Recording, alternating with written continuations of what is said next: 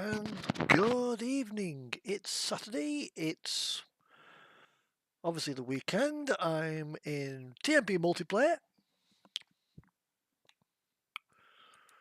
Just whilst I'm here streaming this, just make sure that I am actually. Oh, I think I might be listed as. Yeah, I'm unlisted. So edit this and time to go live.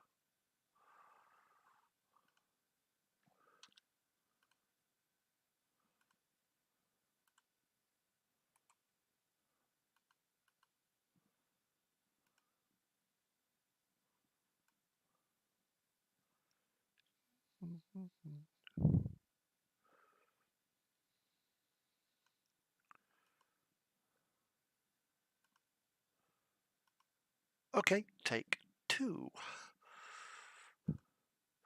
Right, I'm now showing up as live on that. So just refresh Opera.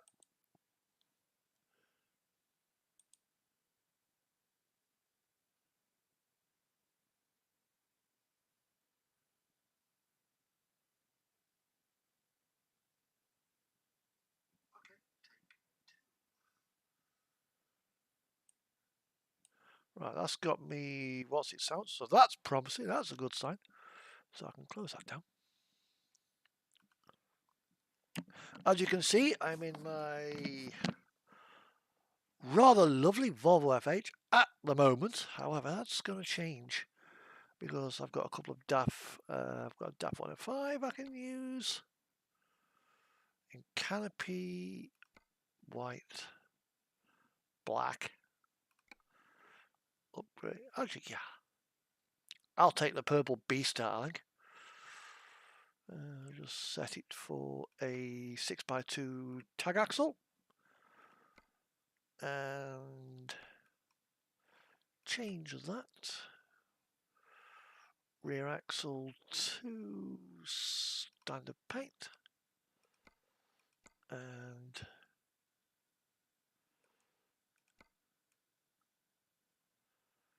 there.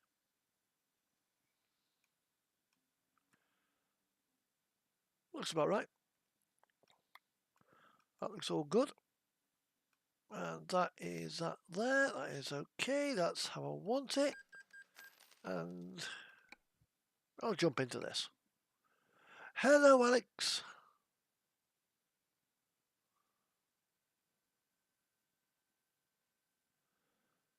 Moderation.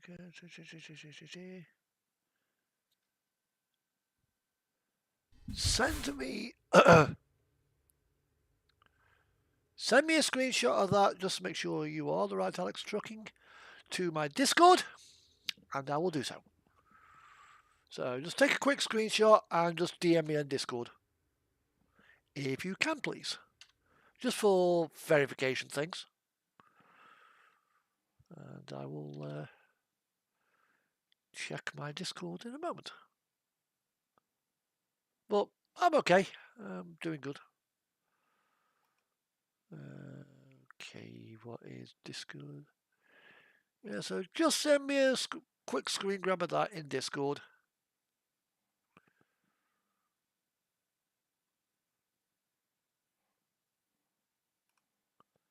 Right, trailer manager and container carrier. Nope, wrong one. Container carrier B double. Nope. Container carrier. Configure. Is that the right one? No, that's not the right one. How many container carriers do I bloody need?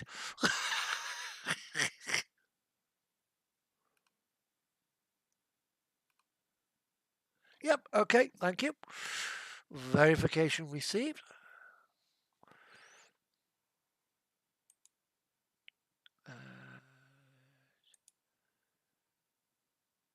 There you go.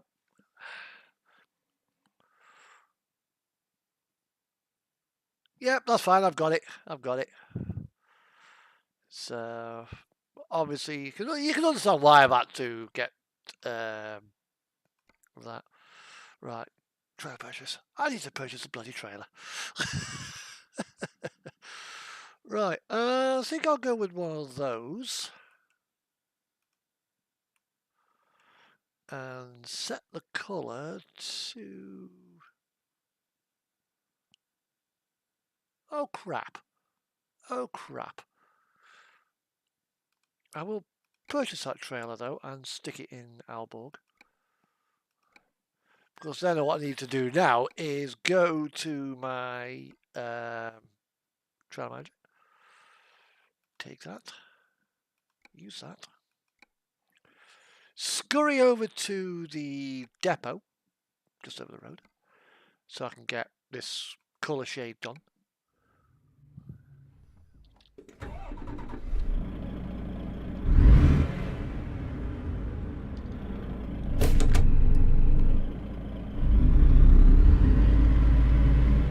Oh shit, headlights.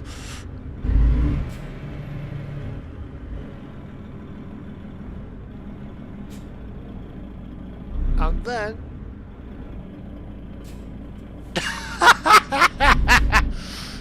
you can't have enough container racks if you're a box rat.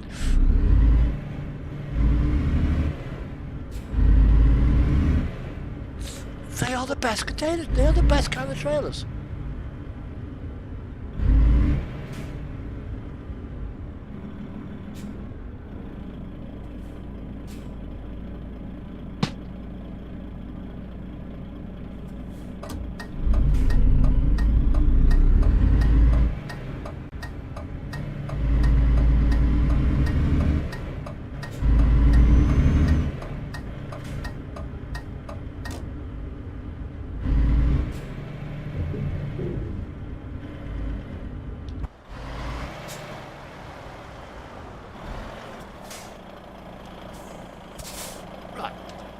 So now I'm in this trailer configurate truck configurator, because I just need the colour match. Bump, bump, bump.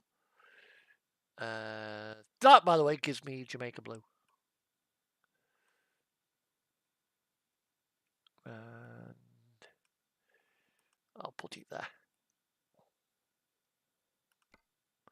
There we go.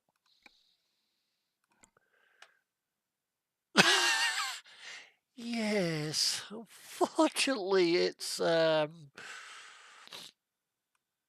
a good thing when you get permabanned. There we go. Oh, and I'll put those backlights on. They look a bit better. I don't know why, with the 40-foot container carrier, has it got like a tunnel over the front that to cope with this gooseneck? We don't need these out.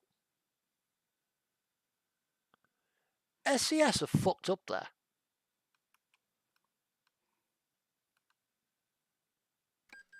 £75,000. Right. Okay, so let's quick travel. Yes. I'll probably do one next Friday. Next Friday or next Saturday or something like that. As a Fjordor. Yeah, I'll quick travel up to there. That's where we're going to start from today. We are going to start from Iceland. Right, I'll also as well need to change my radio settings because in single player I've been listening to some radio feeds. What am I doing there? Oh, that's why. Right, okay. Radio feed. Music player. That's it. So I'll just... There we go. Right, so let's see what's on the job market.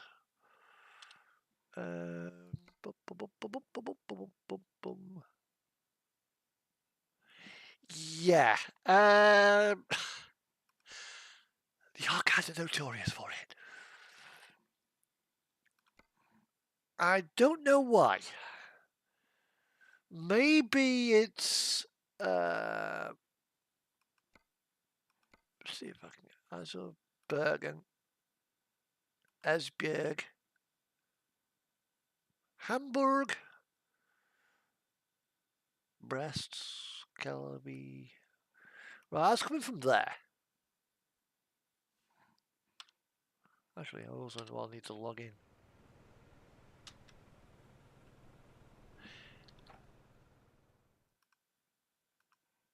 You say that as if it's a bad thing.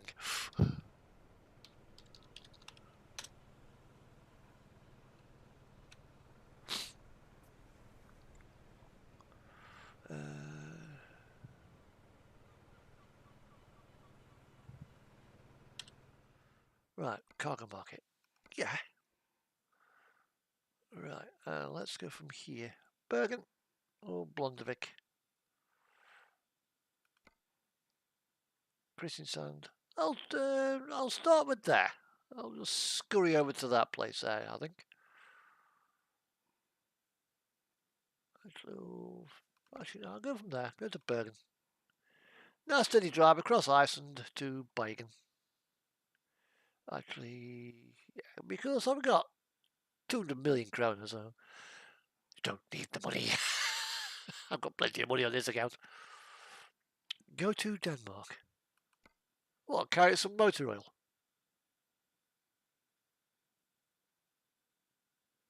Actually, yeah, I mean, think about it. That's pretty much a straightforward run. I mean, that's just a few, what's it? So, yeah, I'll set me... No, not yet. I also as well need to make a couple of changes, actually. Because if you notice, I've got my high torque rims there, which...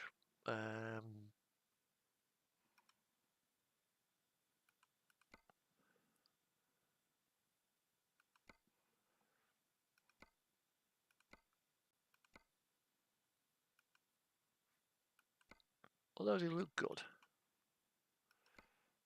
And Elite Rider paint. Have I got my Elite Riders? Oh, the Cirrus.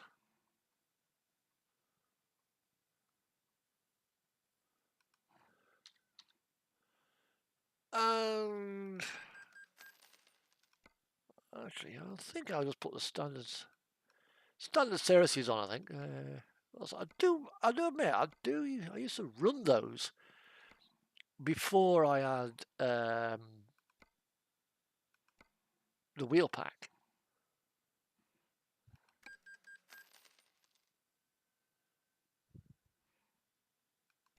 Yeah, me and my small details. People keep saying I have OCD. I don't.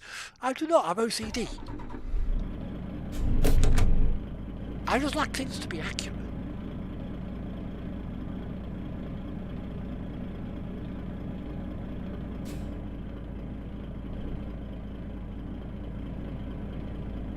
And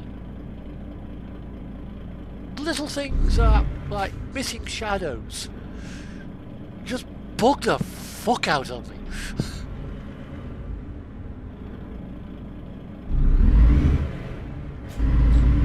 Well, here's something I've read today, because as you're probably aware, if you probably listen to my streams on Discord, I don't know if I'll get that. I have a funny feeling I am not going to fit.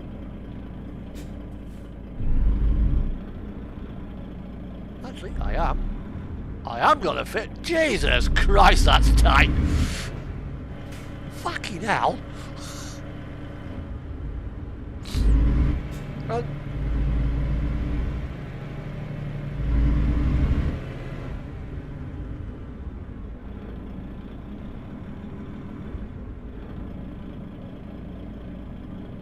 Hello, Johans, how you doing?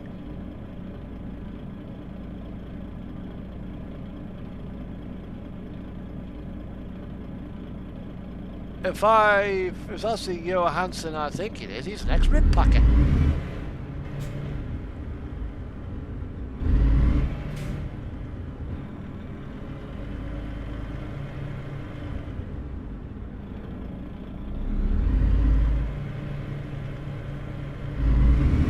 Actually, I don't think it is Great Bit.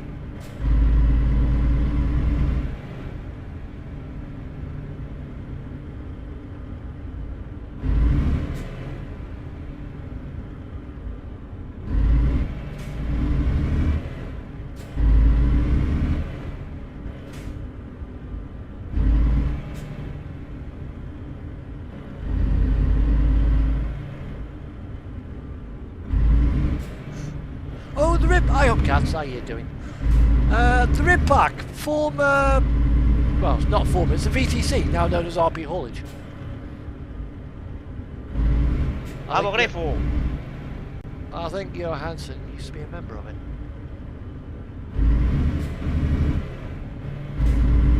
There's one of these. Is it this one it was, or was it the other one? I thought as much. I thought as much. Cargo market. No, it's not this one. It's the next one.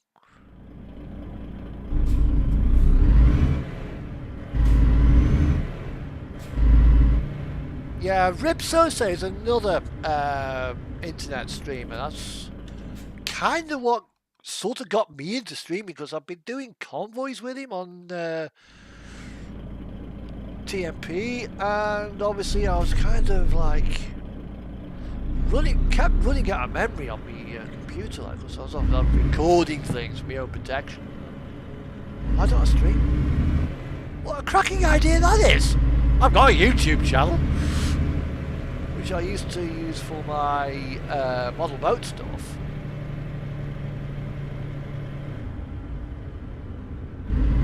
Yeah, it's always got to be delayed.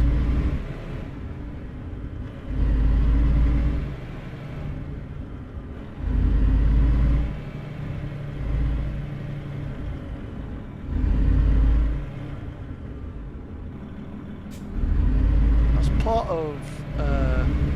right. This is going to be interesting getting into here, because I've got a blind side up against that trailer. Oh, Tony Hart, that's the name that rings a bell. There used to be a guy who used to do a program called Heartbeat, H-A-R-T-B-A. It was an arts program with Morph, the plasticine figure, and it was called Tony Hart. So whenever I see that name, it just reminds me of that old TV show. I used to watch it for hours.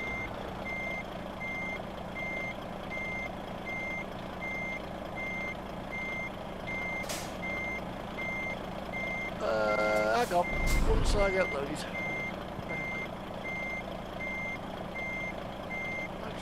I'm all headlights on. Should be.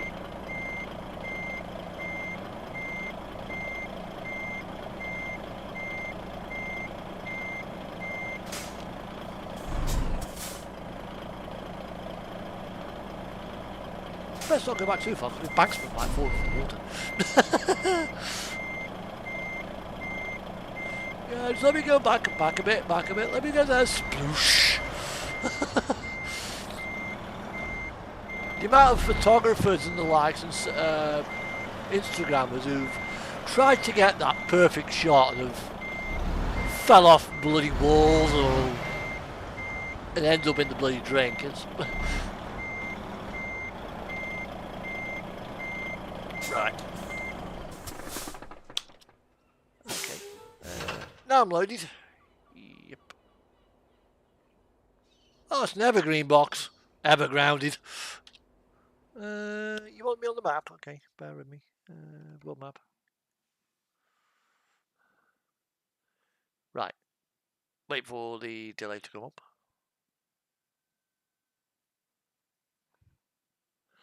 I think what it is, obviously, with the delay, it's, of course, obviously, I've got to upload it. I've got to record it. I've then got to compress it with OBS, upload it to YouTube. So as a result, is my signal from my computer's got to go to Holland on my map. Okay. Yep. My signal's got to go to bloody California, to where YouTube are based, because it's part of Google. Go to Zool or closer there. Yep.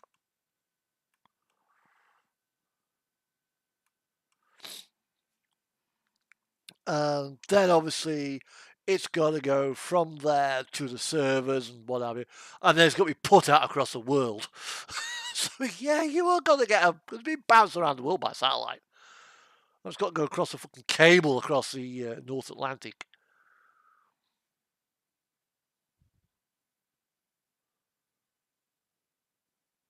Yeah, go on. And that's why it's obviously that delay is.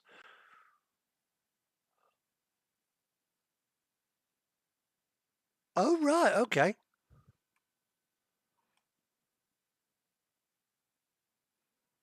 Oh, down here. Oh, nice. Well, let's go back to the UK. Yesterday, Friday, I had 4 drops in this this area. So 2 deliveries around, a delivery in the collection around here, and a delivery in the collection sort of about there. Oh, that'll be nice. Right, okay, let's go to Esbjerg with this container. I don't know how much is in here, but that marking is completely wrong. It should be MTBU, not MTBX.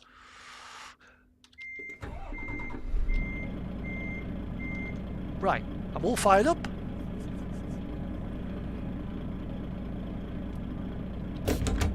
Brakes off. I have plenty of dinosaur piss in the tank. Oh yeah, but the last collection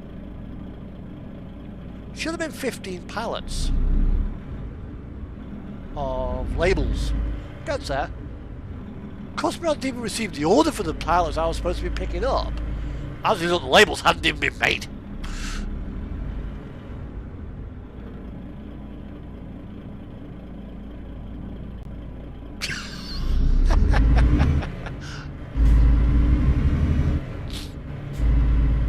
So that's why I like our Nux containers.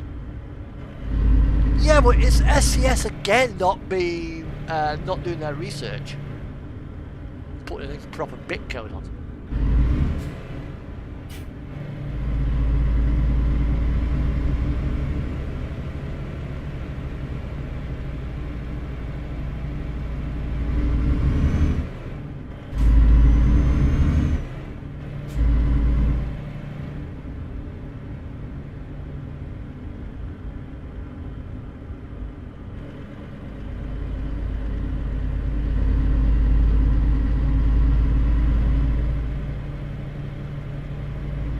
It wouldn't be so bad if you put SCSU. But okay, SCS, I think I might look on a bit code.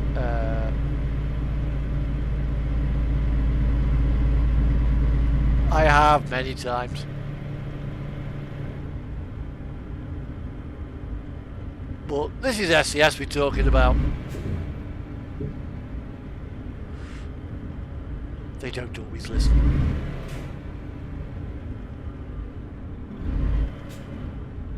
Thing is though, with bit codes,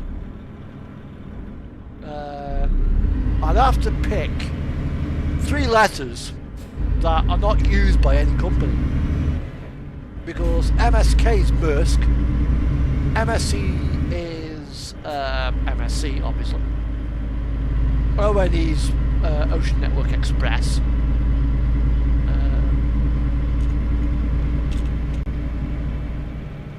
KFU, for example, is the old K-line.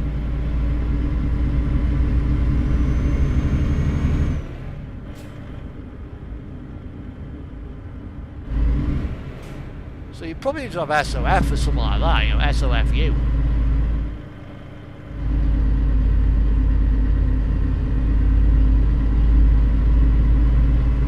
But then you've got like G1, G2. Like a 44 G2, for example, is one type of container. You know, high cube, low cube, open top, flat deck. They've all got their own codes.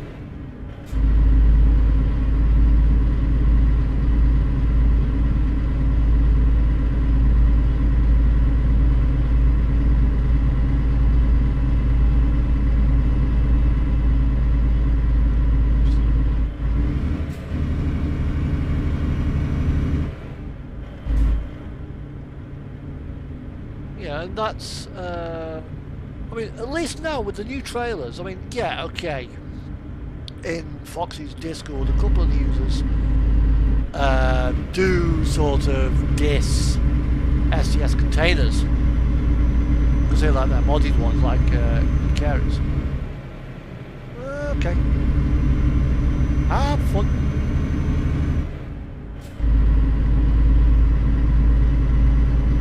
Yeah, always, as always, as always.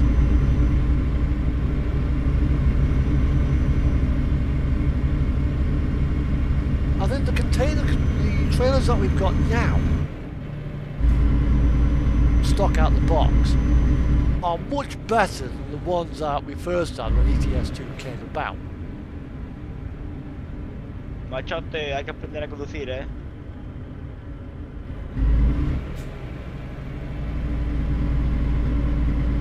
Slippy, slippy, slippy, slippy, slippy. Why am I sliding away? Slip sliding away. No sé cómo te ha dado el carnet de conducir, machote.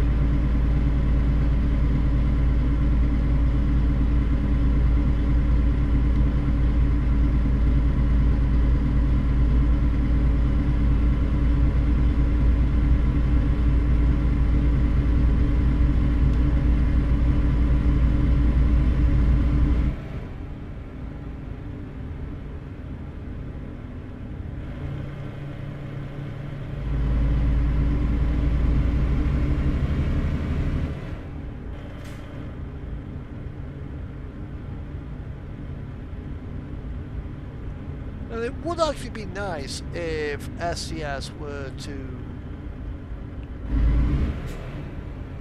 for certain places such as Trado, we actually have a Trado container.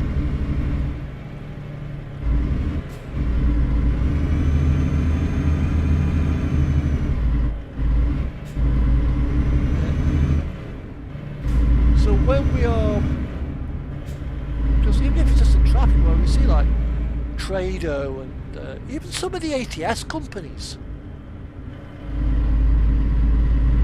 just in the containers in random traffic, or even if you pick up a container, it doesn't have to be necessarily an LKW container from LKW. You can pick up a container pretty much anywhere.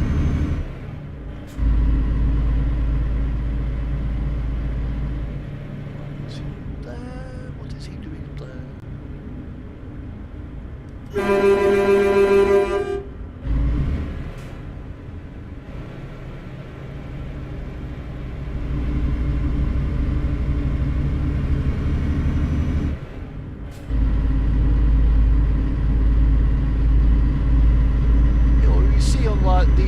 Stacks of containers knocking about, just random dots of the other game. You know, so if we had, say, San Francisco container port, we see containers from like Trado, sell goods. Or if we're in, say, container port in Esbjerg, you know, we see containers from, you know, Walbert. Yeah, Walberts and the likes.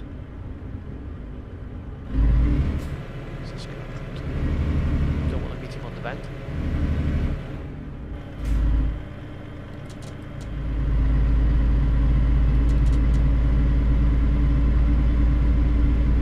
It's all clear in town, all clear in town. Have a safe trip.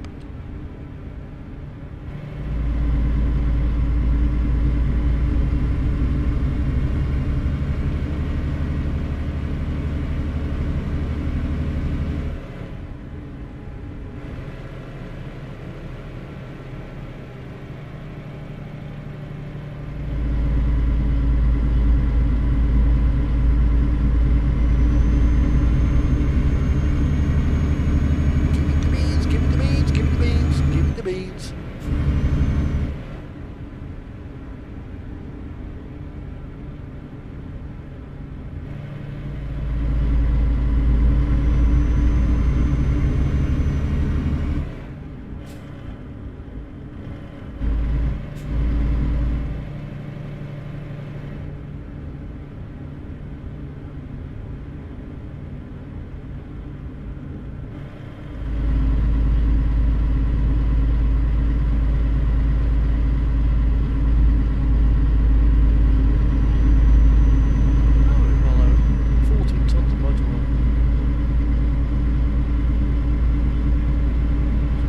14 pallets on there each with a couple of barrels on each.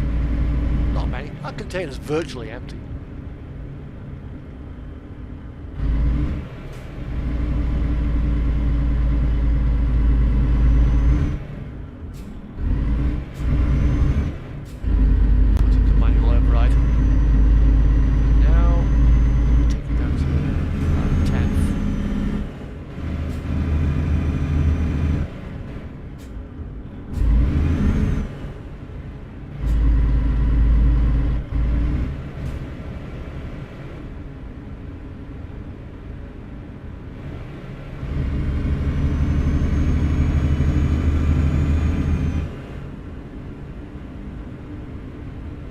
One thing I like about travelling around in Iceland, it's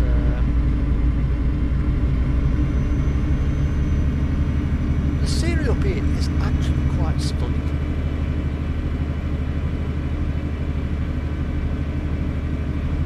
And it's not spoiled too much by road users who usually a place like a racetrack. At least not this part of Iceland.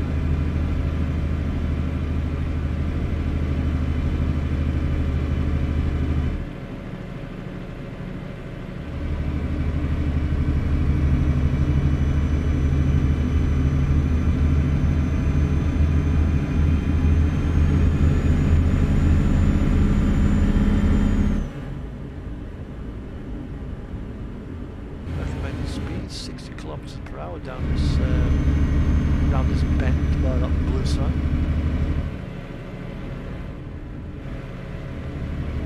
No one's coming down towards me, which is a good thing.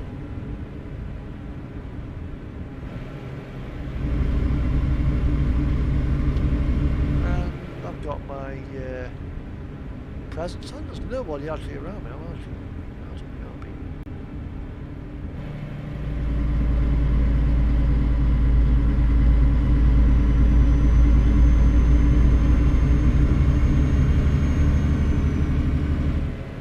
Now getting towards the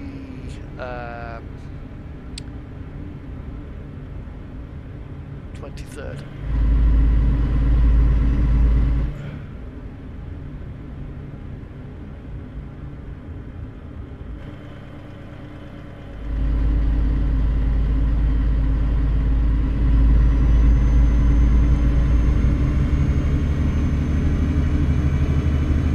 So well into 40 years of the Boreman dials.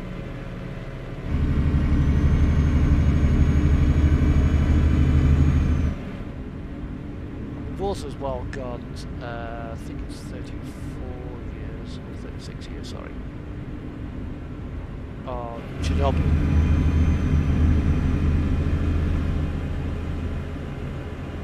Which I would like to go there at some point in my life, but right now it's not likely to happen with the goings on. However, I got myself a mug from Contamination Zone. That's not contaminationzone.com, that's contamination.zone.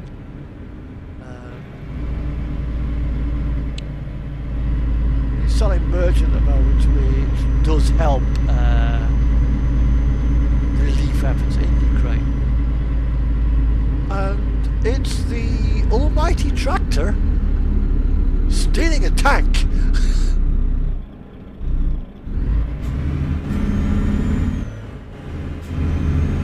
I stole your tank with my tractor last night. And you've got other ones as well, like a t-shirt with Russian warship, go beep yourself.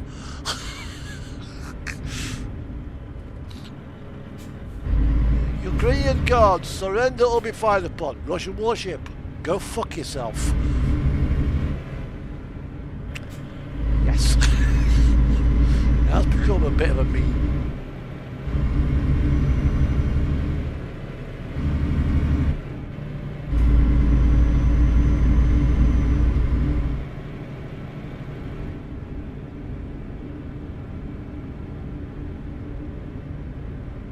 Well, going back to Iceland, this time last year, Bob was days of erupting. Well, it was actually erupting quite spectacularly this time last year. Yeah, it was this time last year. And now there's signs that there could well be more volcanic activity up this neck of the woods.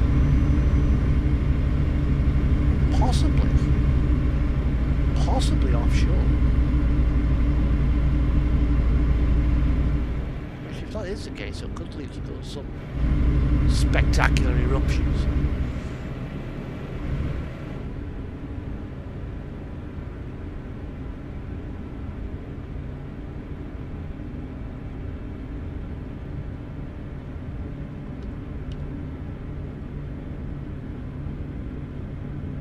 Down to about 60 around here. So it is quite a steep turn, this one, especially if you're coming the other way. It tightens up on you. And then we've got the climb up the hill.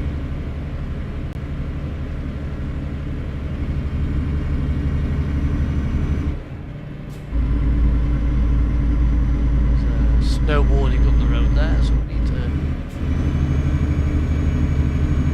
possibly at some point chuck into manual mode.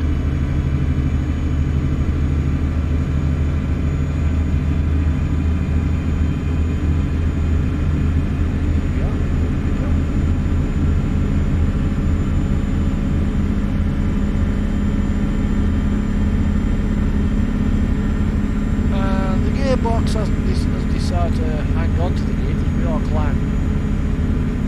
It's using every last bit of these 500. Now it changes up to 14th from 11th.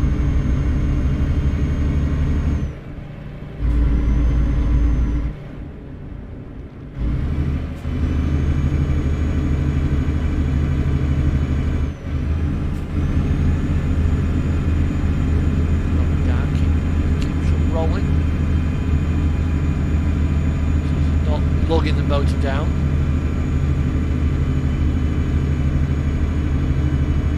Keep the engine spinning, that's what I say, that's how I tackle the shift.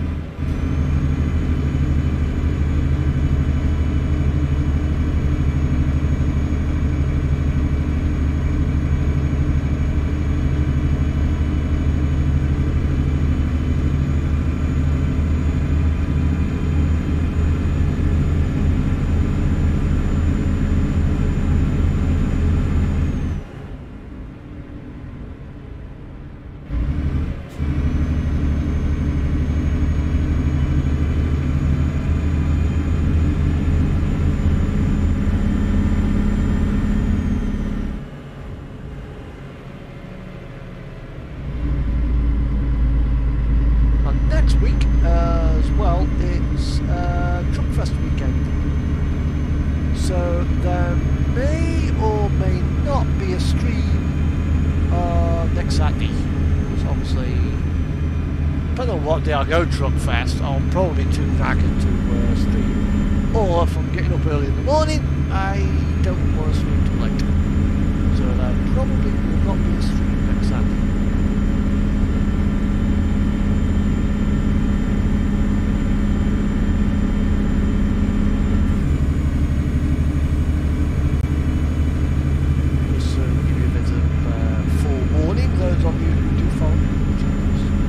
I have got about 200 followers.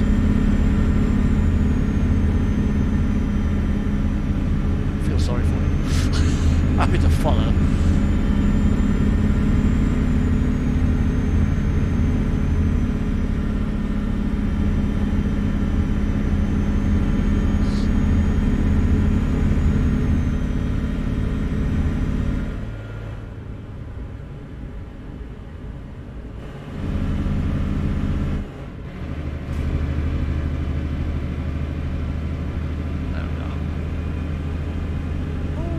Viewer, come in. Welcome into the madhouse.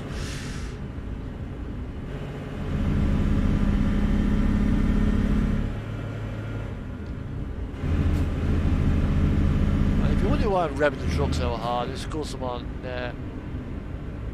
slippy ground and I don't want to lose momentum, so I don't want to put the truck in auto because it'll keep hopping up and down the gearbox. When it starts doing that way, too fast. When it starts doing that, you soon lose momentum.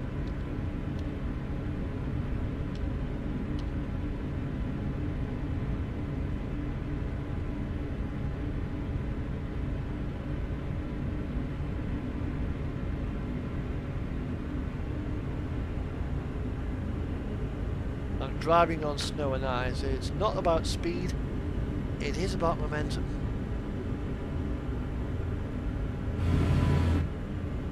Keeping your momentum up. Hello JT8, how you doing? How you doing? Although I don't recognise the name. Welcome to my Saturday night stream. Do a couple of jobs on TMP multiplayer pro mods.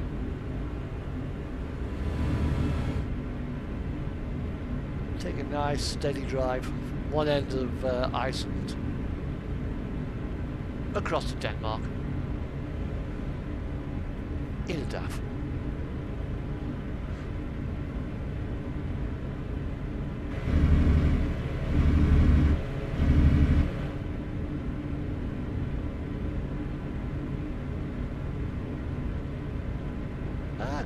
Good. That's what I like to hear.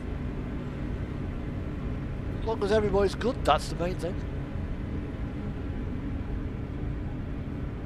Let's concentrate here.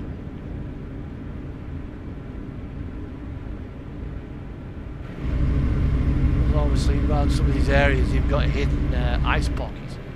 All of a sudden your truck doesn't hit ice like, what?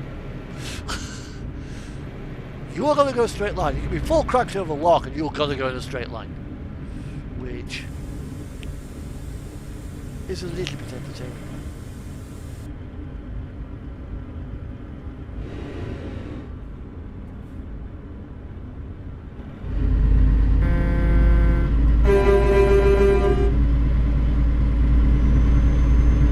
I have a funny feeling they might be stuck.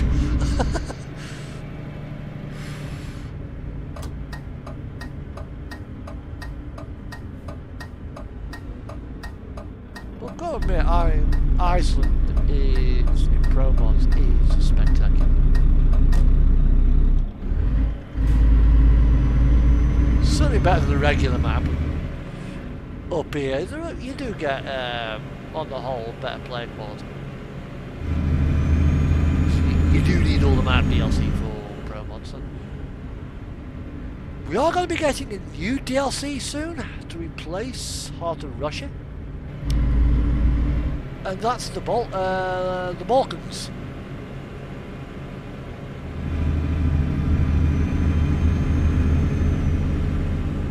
Because obviously with the current situation,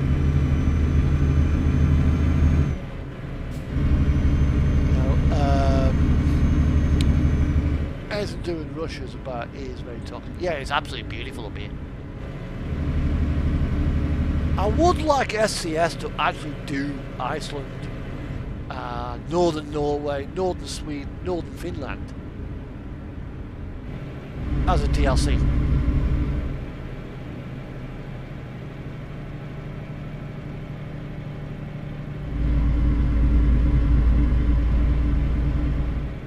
So I can drive up there, up here on base map.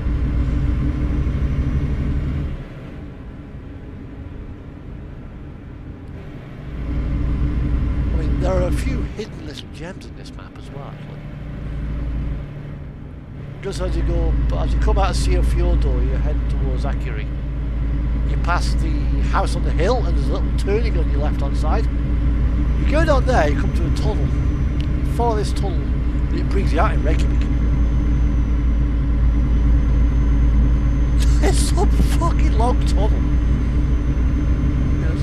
The width is the entire, it's as long as the island.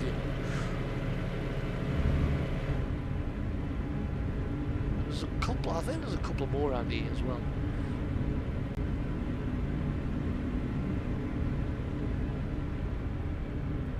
But as with this map, you do have to watch it because there are certain areas which are a little bit slippy.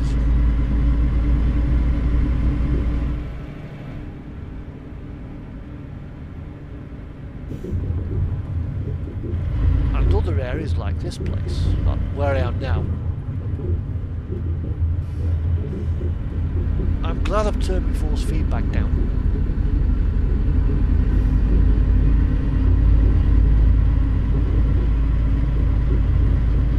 Well, then you get little beauties like this. You don't want to hit those at full speed. So just throw it way around them.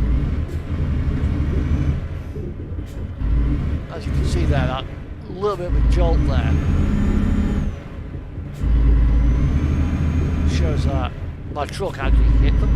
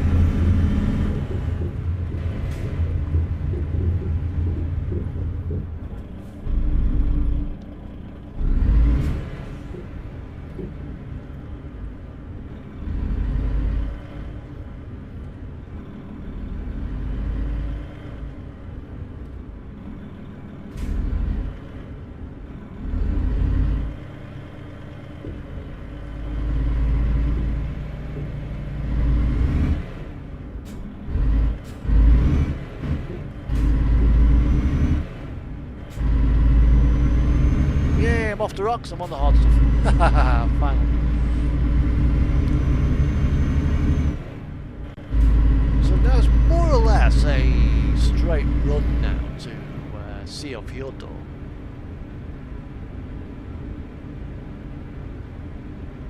To catch the MV Ronin, which has been featured on MS Marine Diesel's YouTube channel. it's the only ferry that goes across the North Atlantic.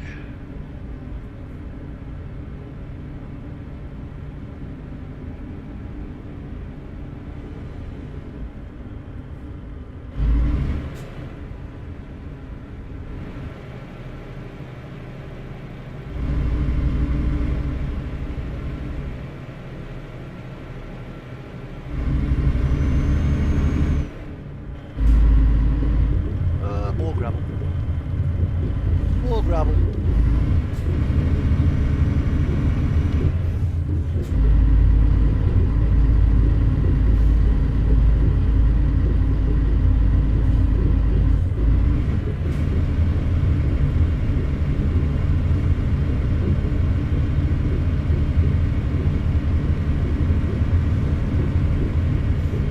Bloody hell, little disco balls bouncing around there. Bouncy, bouncy, bouncy, bouncy, shaky, shaky, shaky.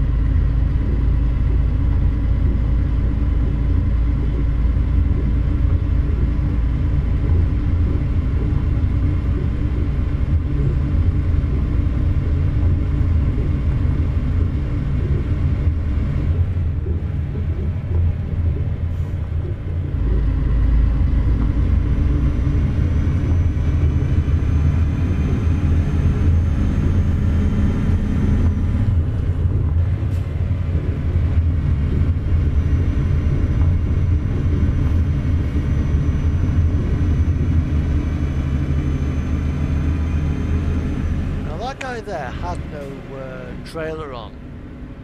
Makes me wonder. He's had to type in /fix. I wonder if he's spun out and done himself some damage. The way to deal with Iceland isn't to go rip-arsing around,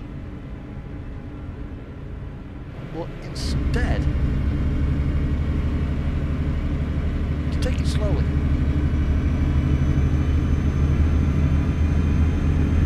Slow and steady. Because it will always throw up some surprises, and it is stunningly beautiful. Which means you're likely to be distracted by the sheer beauty of the place. And if you are distracted when you're driving, generally speaking, bad things usually happen because you're not concentrating on the act of driving. You're more interested in what's going on outside the window, which in a place like this is hardly surprising.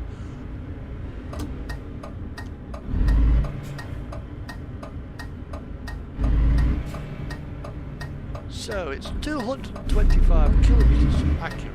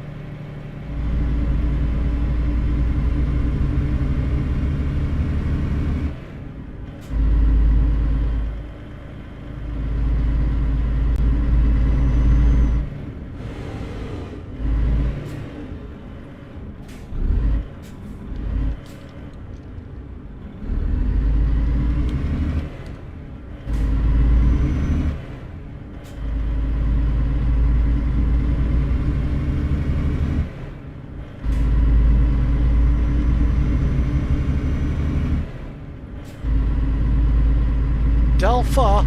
Slow down. It's not 110 down here. It's 80. Slow down.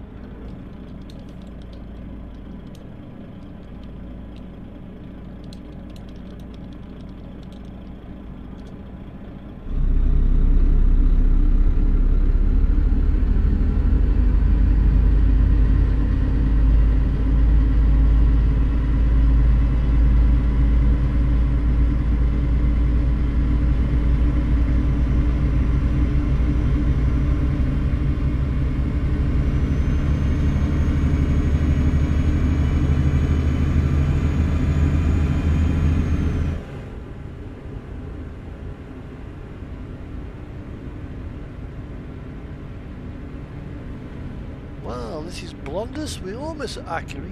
So a little bit of a way to go. Accessory is about the I would say the 1/3 distance.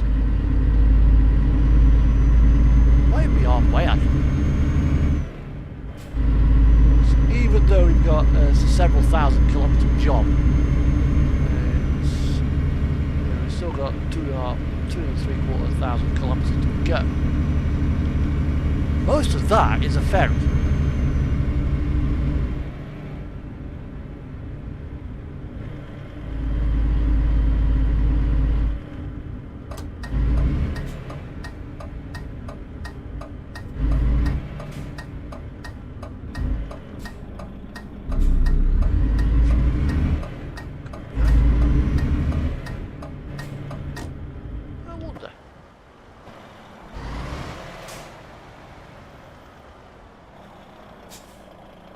I wonder.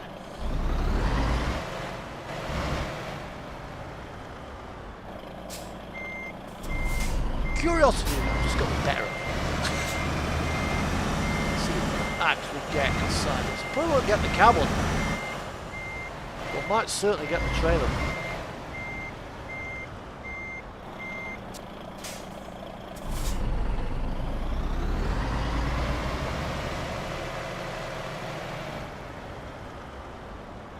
No, I won't get the cab on because the exhaust will hit it.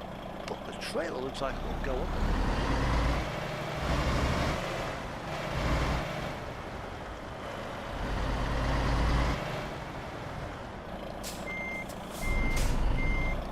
I mean, there might actually be a collision wall under here. So we'll find out in a minute. I'm not even lined up anywhere near close enough.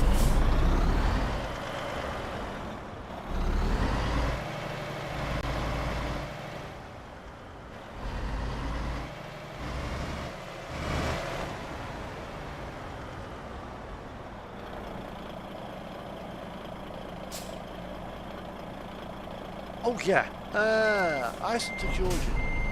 Yeah, that's a long one. I'd imagine as well, it's actually quite enjoyable.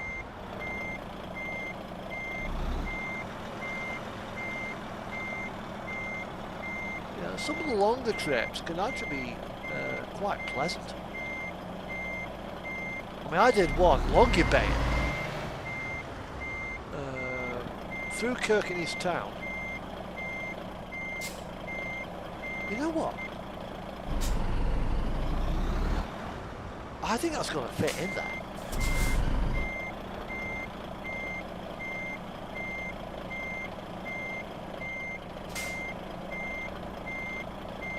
I think I can actually get that in there.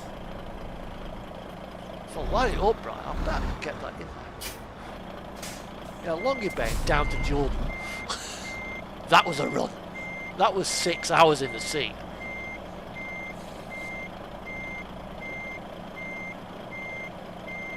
Well, I'll be damned.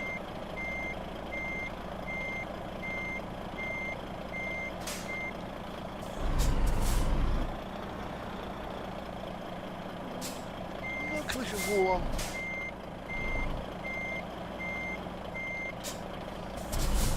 Bugger me. I'll be damned. It'll actually.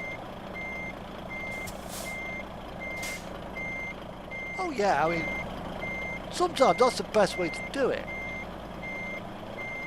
Well, I actually did it on the night of I actually streamed it as well. I wonder.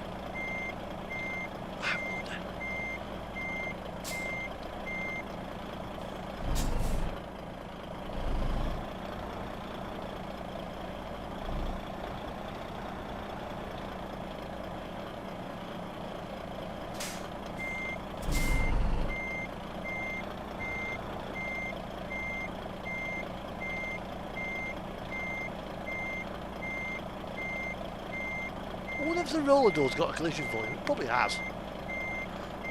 Either the exhaust ain't got a collision volume, but I know the truck cab has.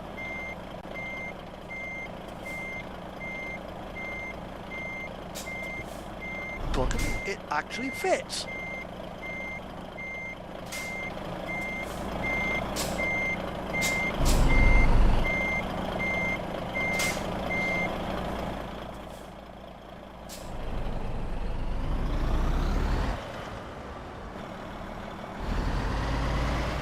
I'd have never thought that was even possible. There's some places you get like, yeah, it looks like an open door, I can back and bang! Wall.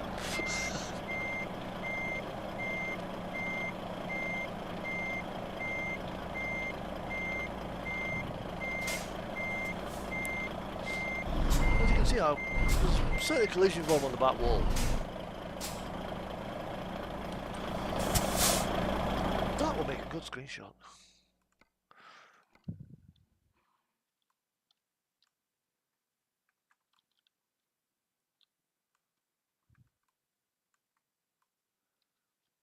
There we go. Right, whilst I'm here, I think I might go for...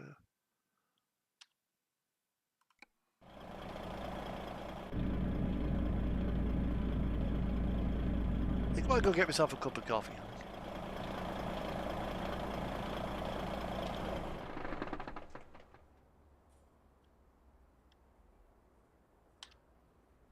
There's anybody there. Oh yeah, there's somebody coming down.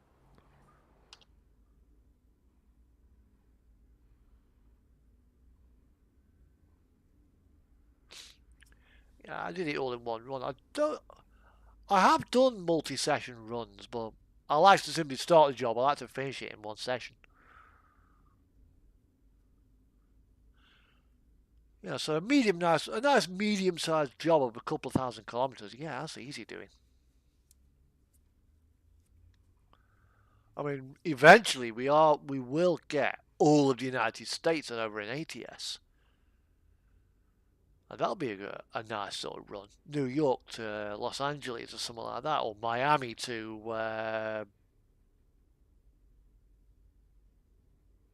Bellingham, I think it is, or Vancouver if you got pro mods. That will be a nice trip.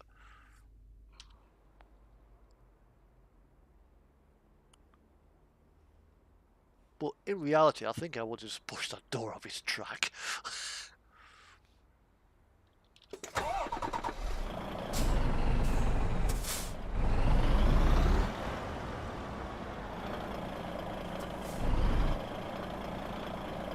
Container fits under just nicely.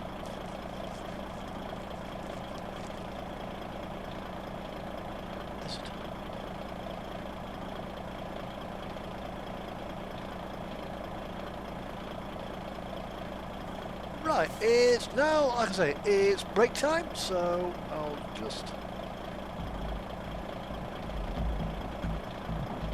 put a little bit of background music on, and I will be back in a moment. I'll be about 5-10 minutes or so. Yeah, the only thing is with that, you're going to have licensing issues, because obviously there's Peterbilt, Kenworth, International, Volvo, Fiat, Ford, DAF. Be too difficult to do. I mean, there are mods, however, that do give sort of more map territory. Obviously, if you've got pro mods, there's Rust Map,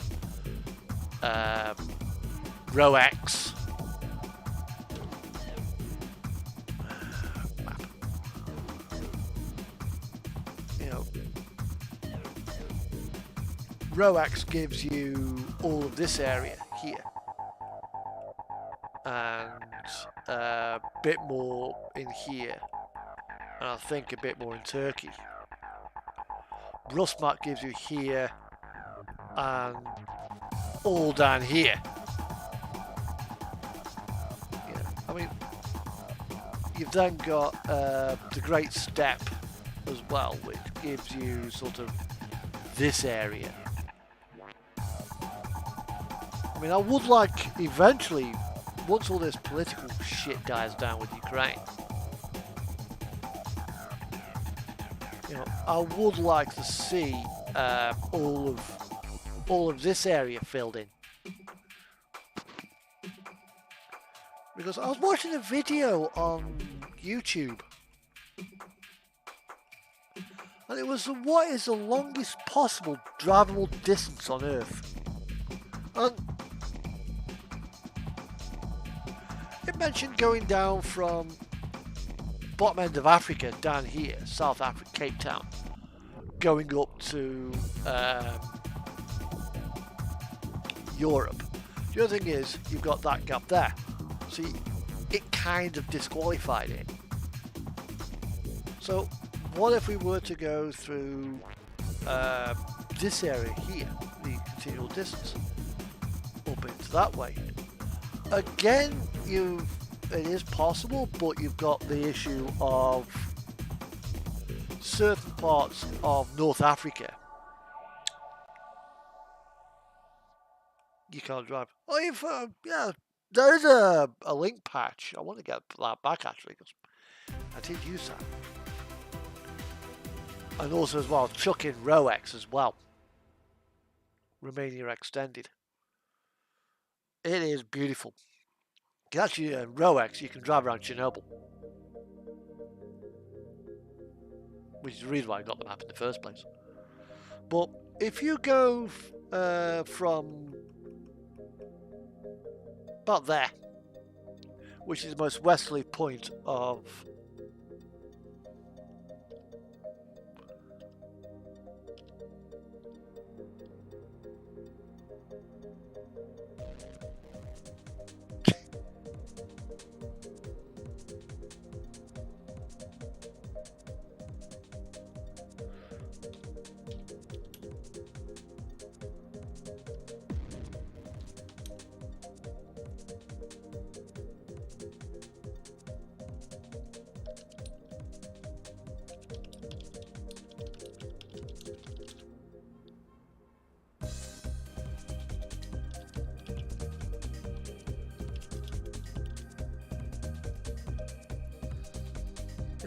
You can go from by road, believe it or not,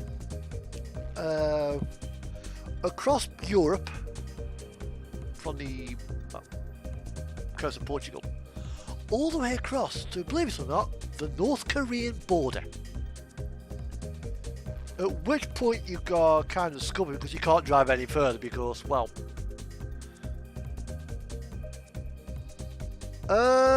yes, it certainly used to be able to. You just need the road connections.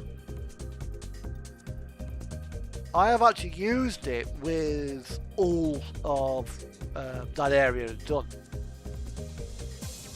And it makes quite a map. But be careful, that you need to get a map zoom mod as well, because if you zoom all the way in, it can't handle it and the game just like, nope, I'm giving up, bye, crash. But yeah, you certainly used to be able to, up until about 1.42. As for 1.43, I can't guarantee it because I've not tried it.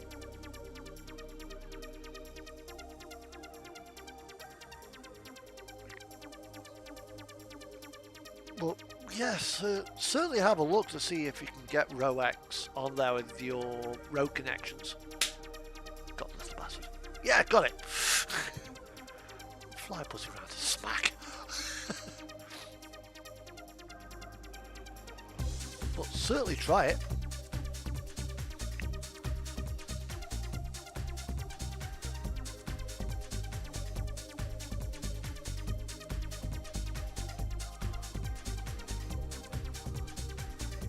I mean, there are some really big map combos. The only trouble is, when you start getting massive map combinations, it's getting them all in the right order. Because if you don't, and I had this problem,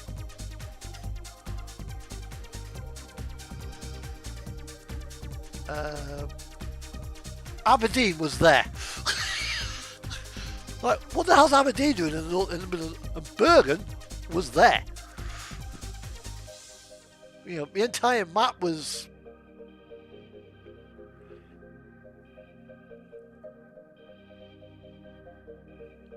Yeah, there's a super zoom map that you need, mod that you need to get hold of. However, because I'm in multiplayer, I can't show it you.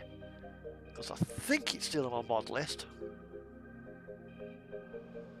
But I think there's links to it on RoX forum anyway, so. But the trouble is, it's the game that does that. It just can't handle it.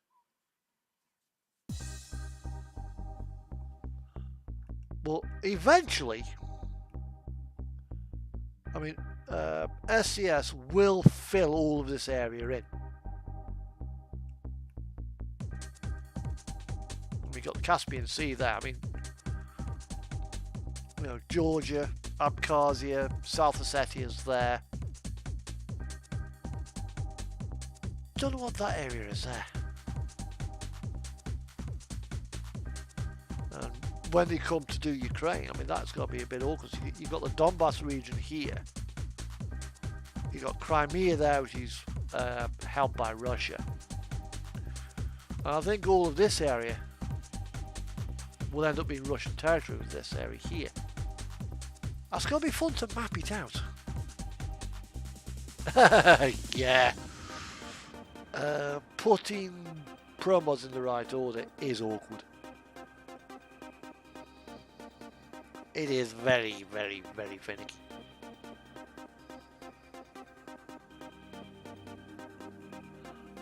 I mean, Pro mods would be better if they just treat it like a DLC and have it just where you've just got one file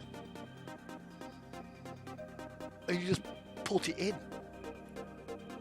Because imagine what you have to do that if you had to do that with, say for example, going east, and you had to load in all the right order to get to the right order. Really? So what I tend to do is I will leave, if Pro mod's on, even when it's incompatible.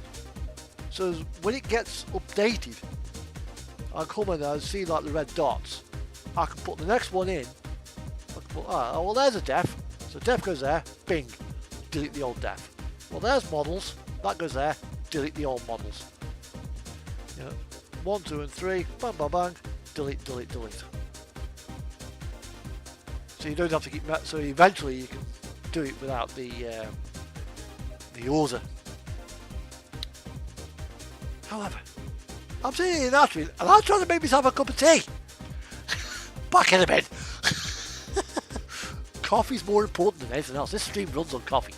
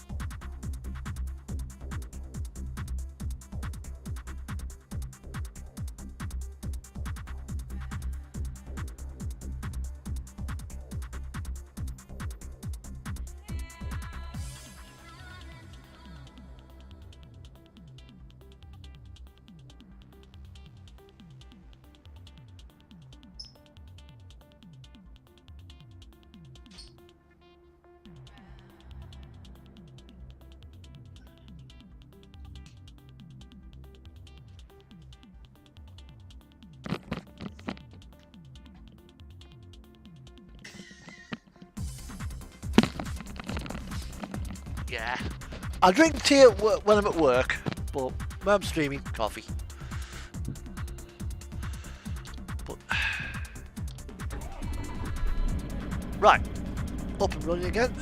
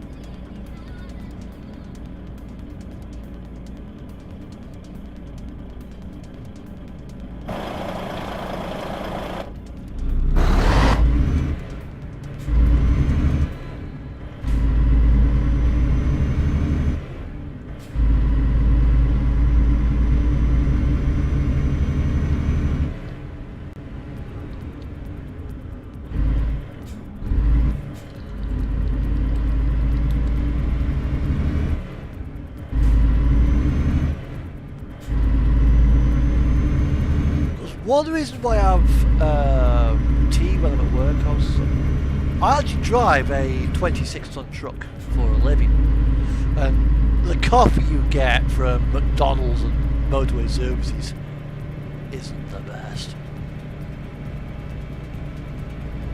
I like drinking bloody mud. It's got a really earthy taste to it, so.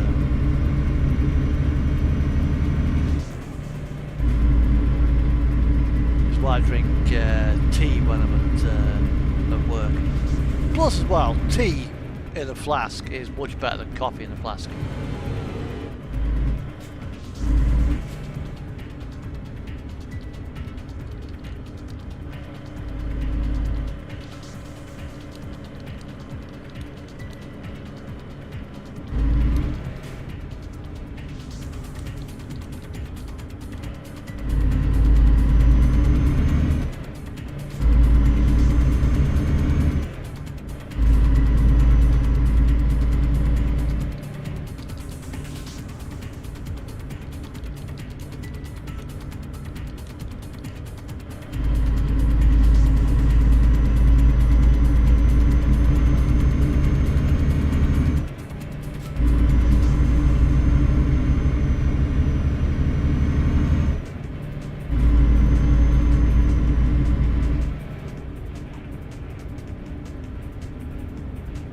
Hey up Alex, welcome back.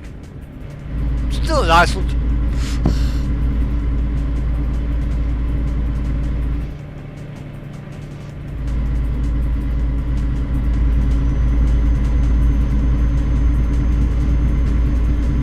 It's going good, it's going good. I'm on my way to Accessory, so, and then off to St. Fjordal, and over on the ferry to Herschel's and down to Esbjerg.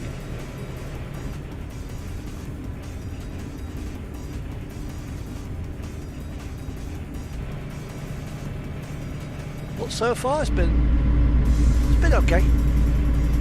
I've had no major issues, which is good. You know, when I'm driving Iceland, I always get the feeling that it's gonna be a good day.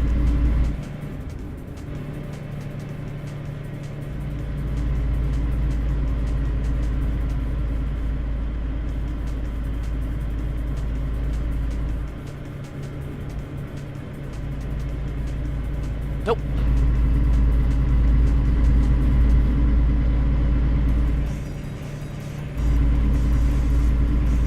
Hell, been an hour. I'm not even at Accessory yet. I'm still 100 kilometers away from Accessory, so.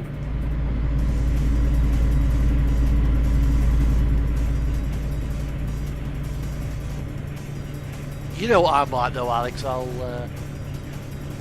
don't rush for anybody.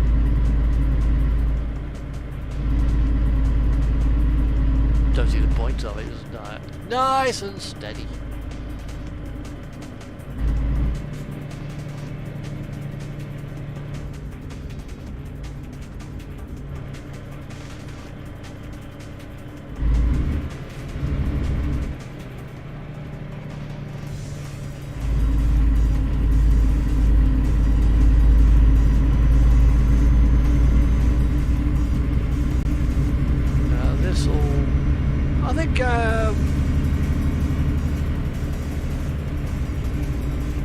Yeah, no.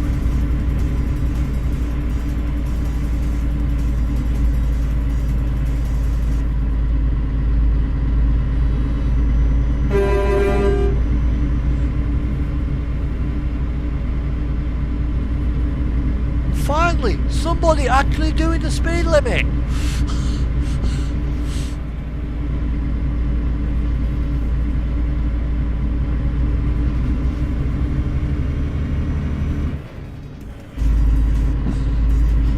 Hey, watch it, you.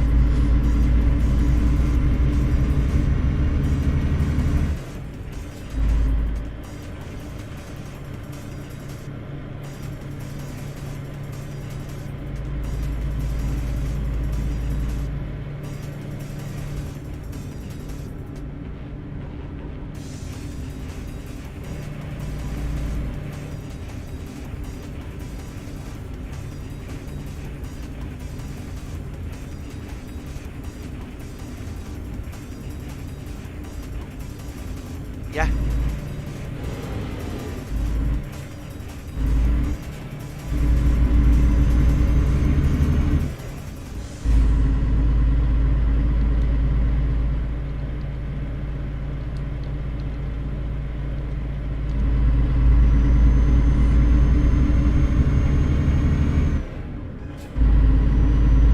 Not quite sure where it'd be yet. But it was certainly probably start at probably Longyearbyen.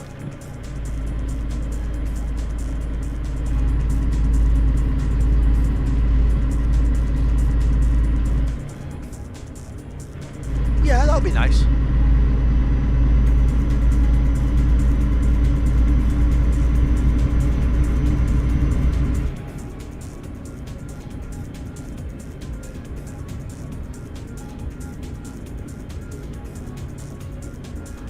Do it in, say, an old Maggie Deutz or something like that. Or do it in classic trucks, an Iveco, Euro Tech. So Iveco Turbo Tech, Iveco Turbo Star, XPSE's 95, XPSE's 3300, Magirus Deutz Trans Europa.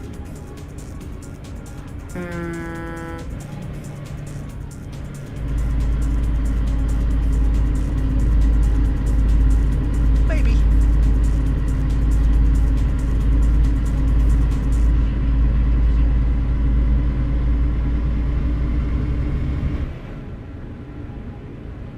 I'll take the Maggie Deutz.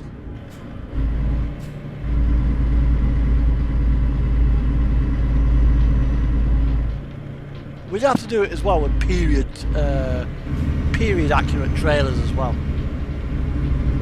Yeah, a couple of those old 3300s. Yeah, that'd be nice. Well, I want to do it with. I'd be tempted to do it with the old Magirus Deutz. The sound of that air-cooled V12 is just heaven.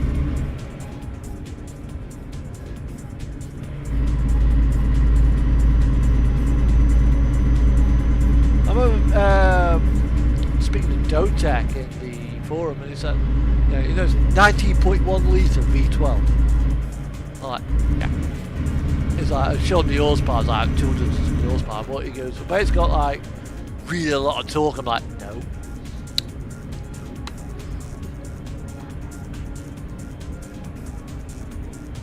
You know, it's got less than 1,000 Newton meters of torque, like, and he was surprised.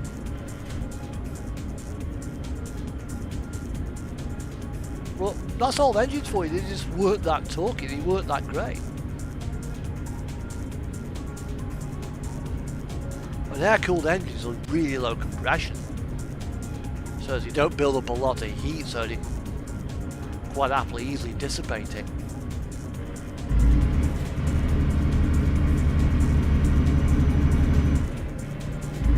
What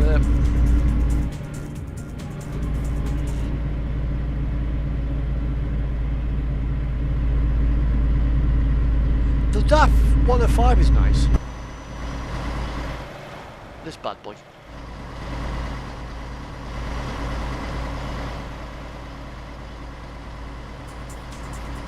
It's only got like 510 top end.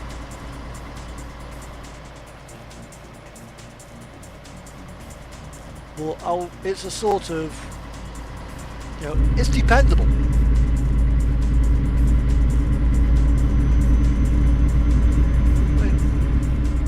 I mean, the interior's probably not the best. It's one of the early trucks that came in the game.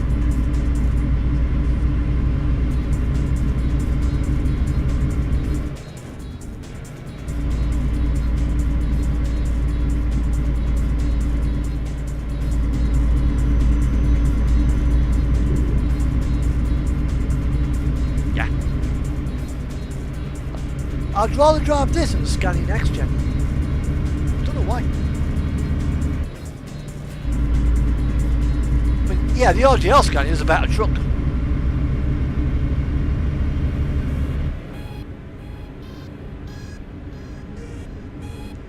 Digital mirrors. Apart from that, it's not a bad truck. Well, it needs side skirts. And SES haven't given us that yet.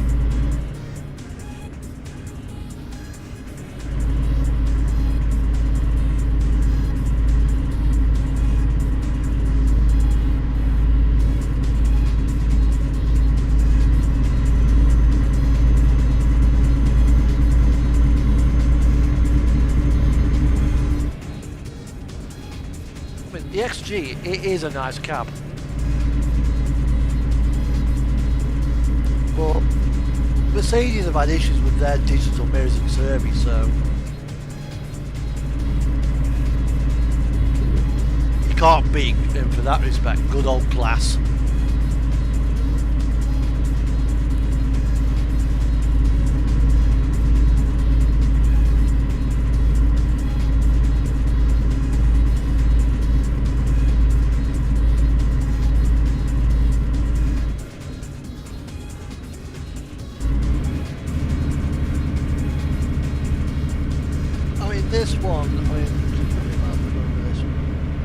This one's only done actually 66,000 kilometres, but I've got others which have done more on the other profile.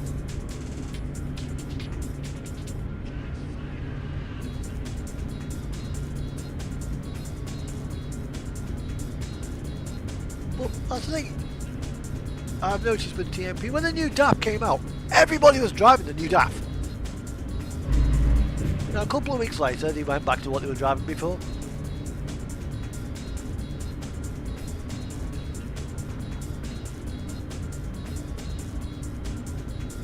Yeah.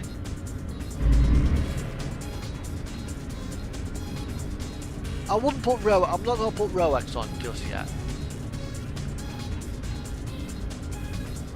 Yeah, just keep it with Pro mods.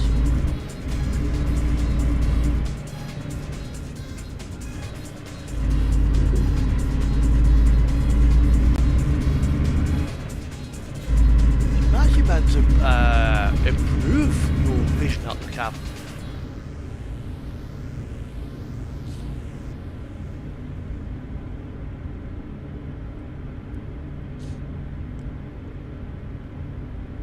Yeah, same thing happened as well with the new International. When that came out, everyone kind of jumped on the new truck.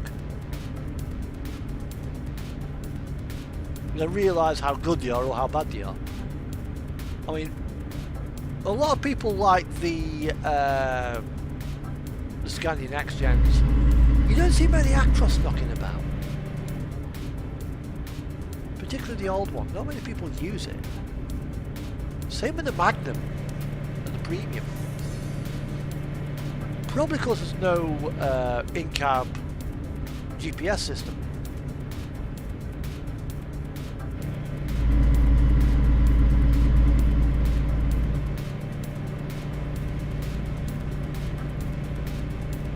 Which is a big bonus. It's nice to actually know where you're actually going.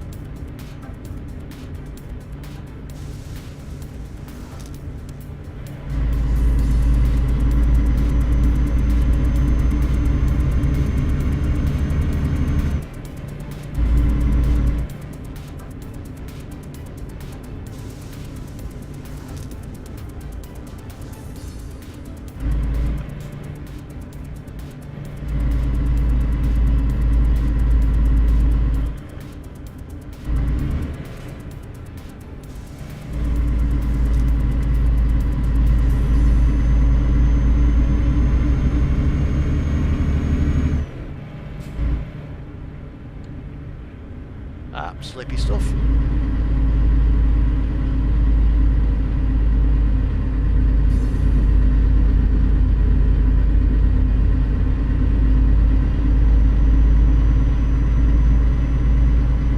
Well, I do like the I think it's the FTN chassis on the new DAF, how it gives you rear steer axle.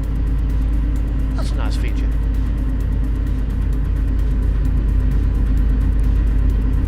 They give you a tag steer as opposed to a mid lift.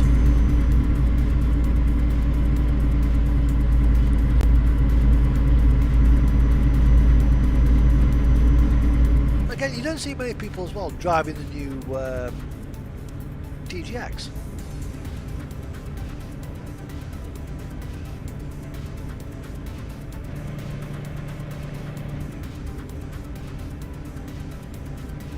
Oh yeah, we'll wait till Austria has been updated and Pro Mods have got the new update out before we consider doing that.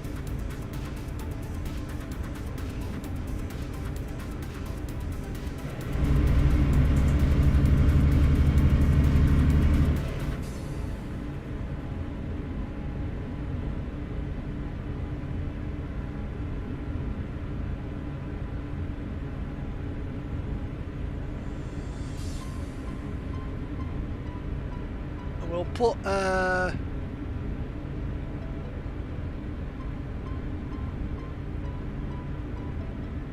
mean, don't get me wrong, XPS does nice looking mods, but you just need to pay a little bit more attention to their detail.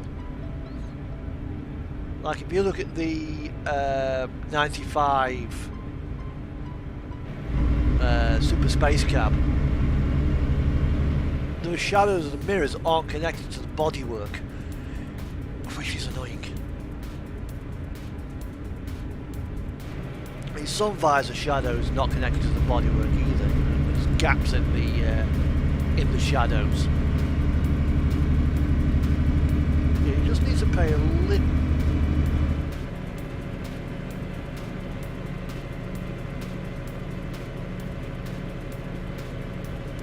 The highway's not too bad. But the old Rallyes,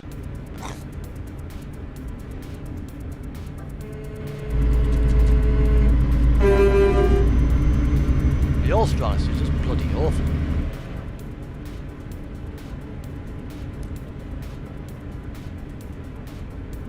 The premium, it's alright. A bit plasticky inside.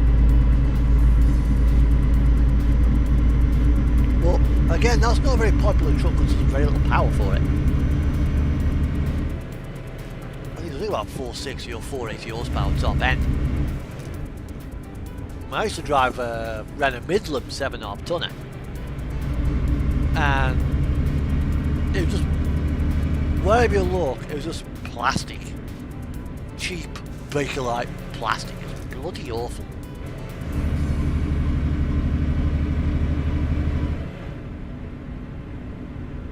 You know, yeah, the DAF LF. I mean, sure, that was the same cab as the Midland. And the interior was also plastic, but the textures they used in the cab were different, so it felt better. Yep, you take care. Have a good one. Yay, I finally made it, Cree. I'm halfway there. Well, at least halfway to the bloody ferry.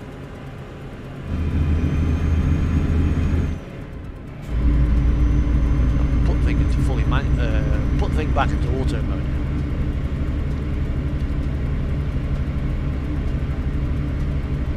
D&T Manking idea. That's somebody from Manchester, I bet.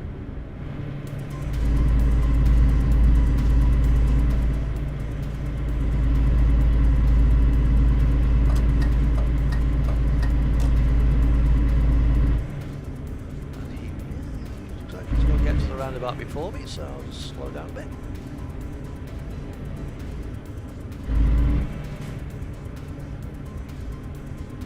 Stop us. Yeah, there he is.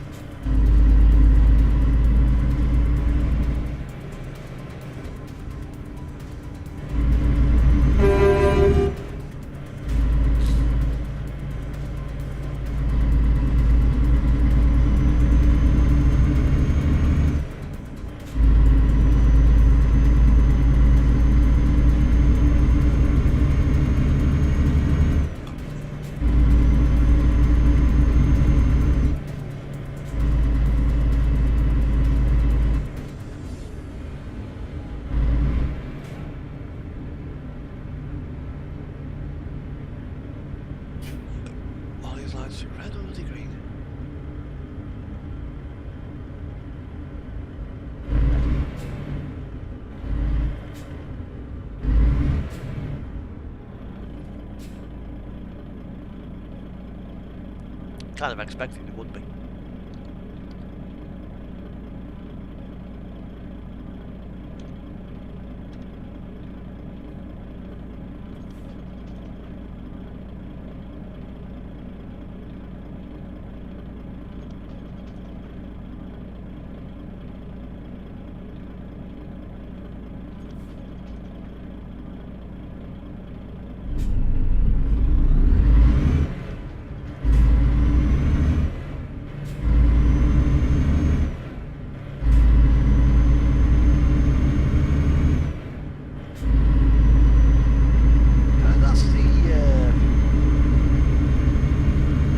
About the SES convoy mode, we'll be able to use mods.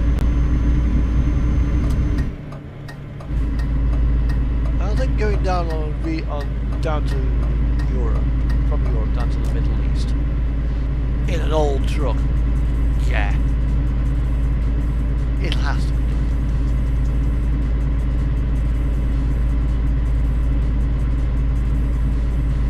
See if I can find an old school 2-axle container trailer.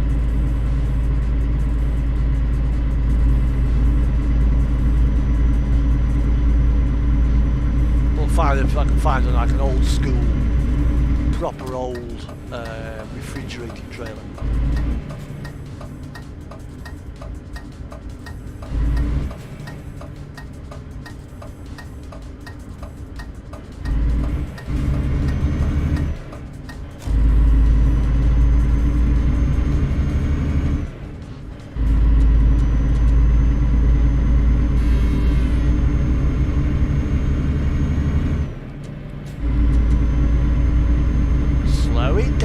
Slow it down. Keep to the speed limit. It's not 100, it's not 99, it's 80 down here. Slow down.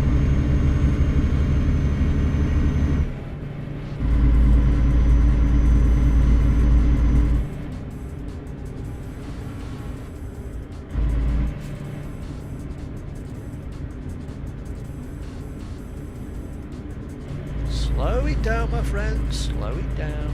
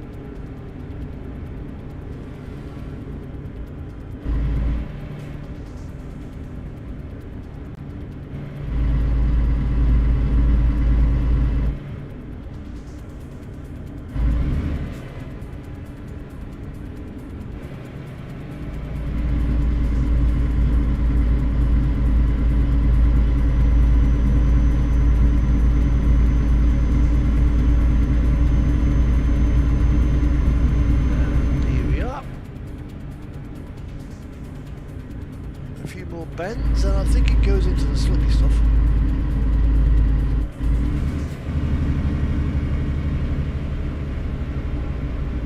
And then we drop down past the Salt Springs, past Craftler, and then it's a straight run down to Seafjord. Once we get to there, we've got the Rona to catch.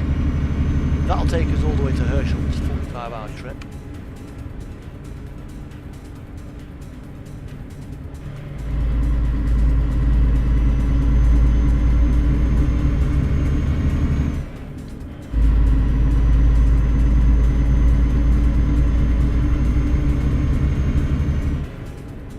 Once we get into Esbjerg, that will be the end of this stream.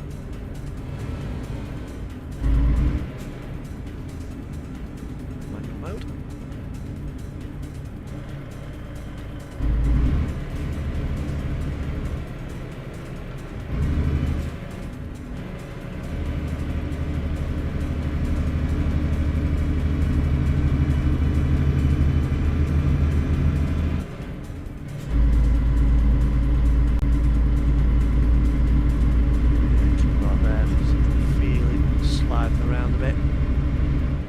Recommended 40 kilometers per hour around here. I wonder why.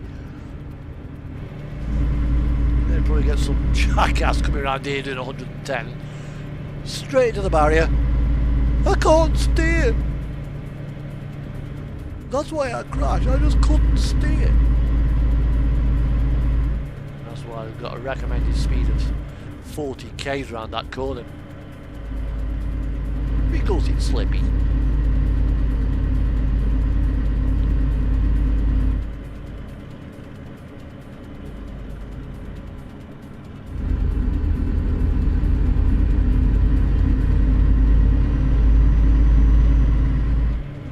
So far, I've been hit in Iceland a couple of times, but I've never actually hit anyone.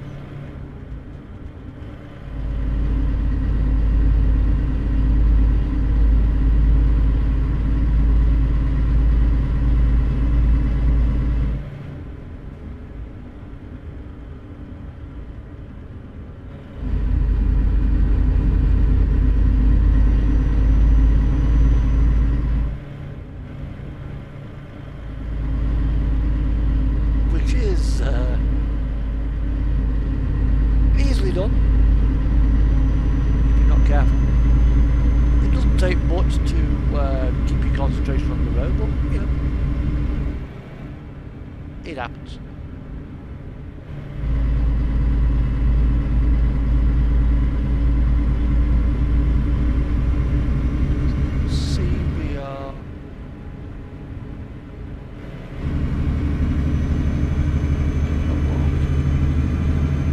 About 50 k's up here, no need to rush.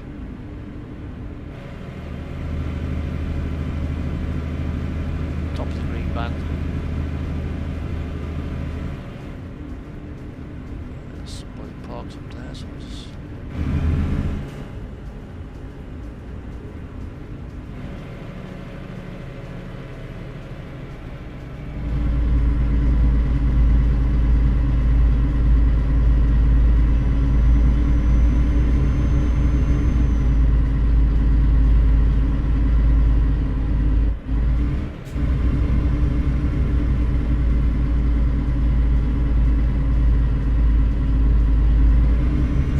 I wouldn't park there, mate.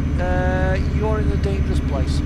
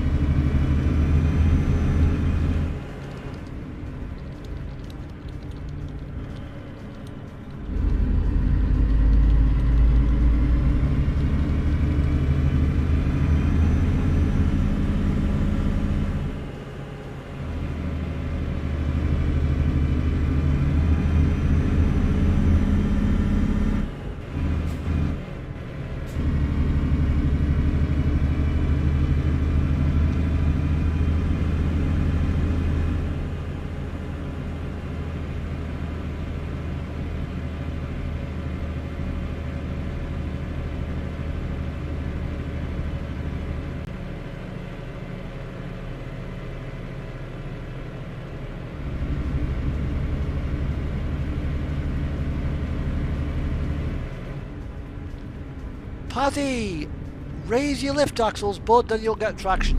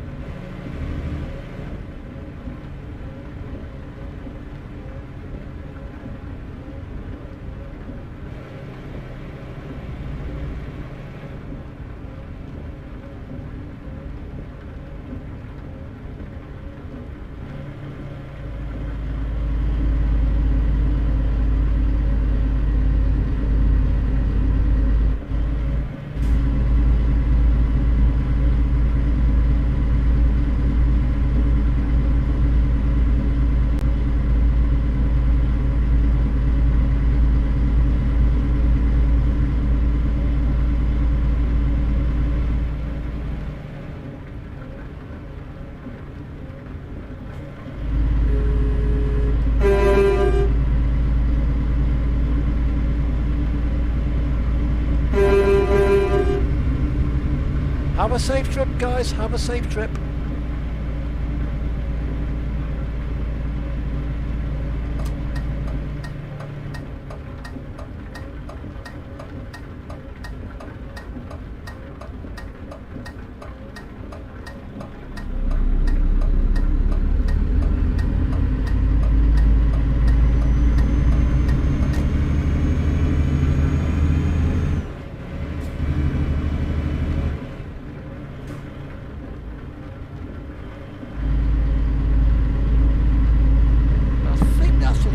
Slippy stuff now till we get into town.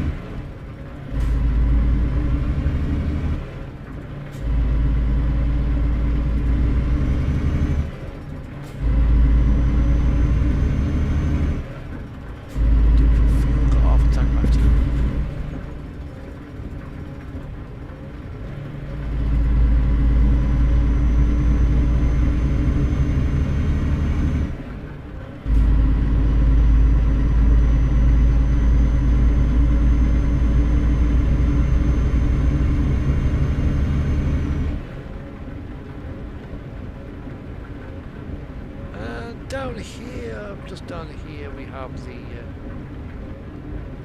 don't want to hit that, but never mind.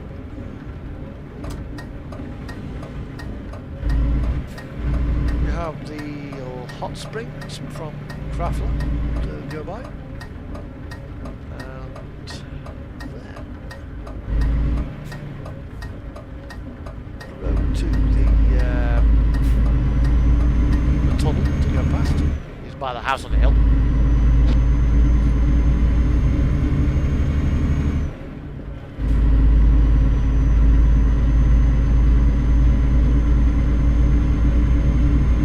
So here we are, just put it here now. Come on, come on, come on. Give me the beans, give me the beans. Up we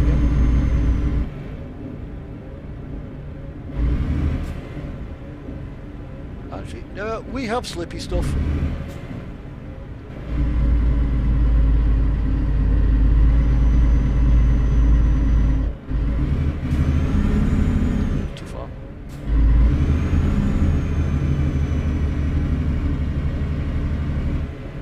Hello, Jane. How you doing?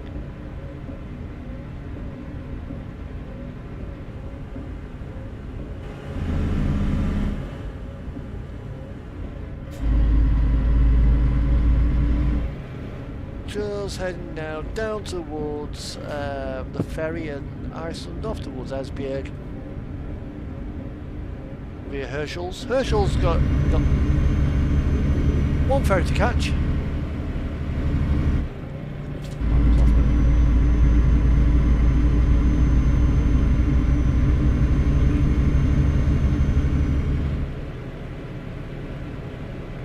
Now we can actually, now I think we are away from most of the slippy stuff. We can actually make some progress. Truck carry its own way through the bends. There are a couple of other people on the road in front of us.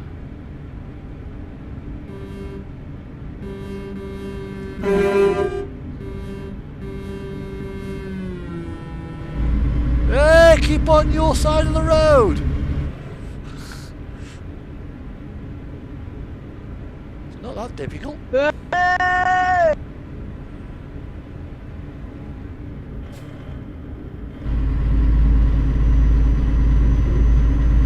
that difficult to stay on your side of the road.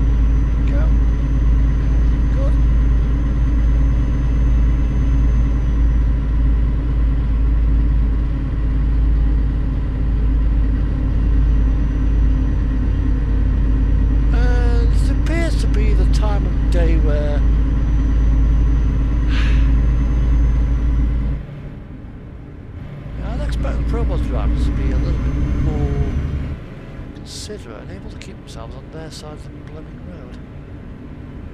Evidently I was wrong.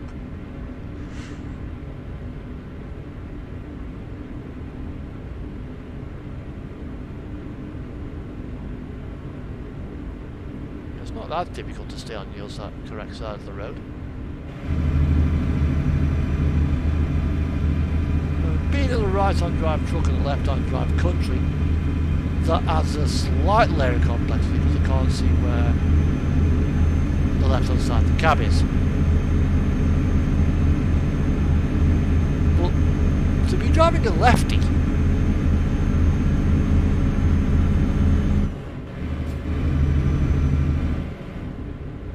should be relatively easy.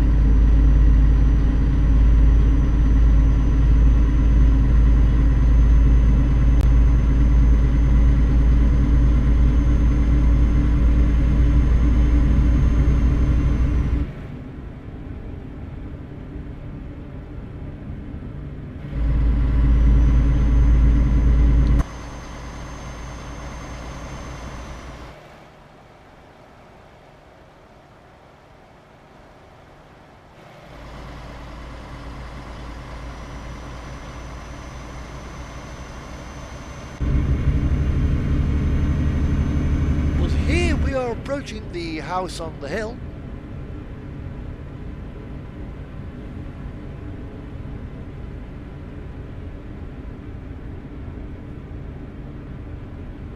And the house on the hill leave it.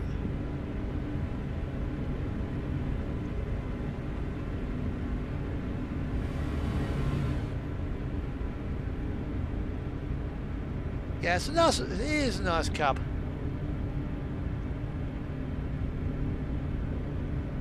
Now my single player ones, I use Vadik's DAF mod, which is left on drive. Yeah, this is the house on the hill, up there. If you go down this road down here,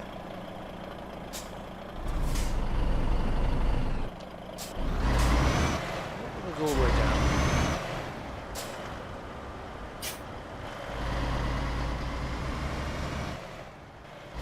You'd follow this road. Grab a bit down here.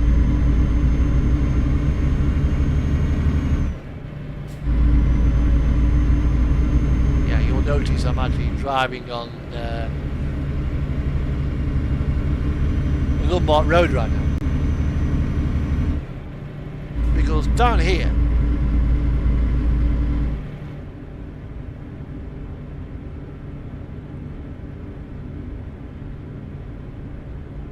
it's a little bit of a surprise.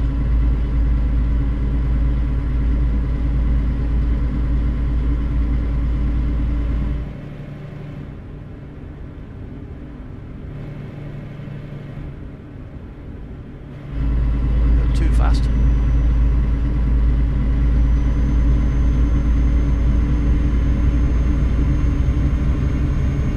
It is a little bit slippy down these parts of the world.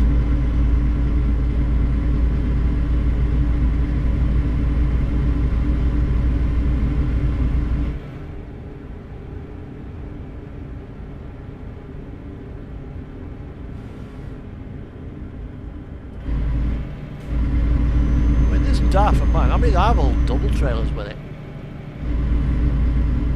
But yeah, this road here that we're on now, it brings you to this place.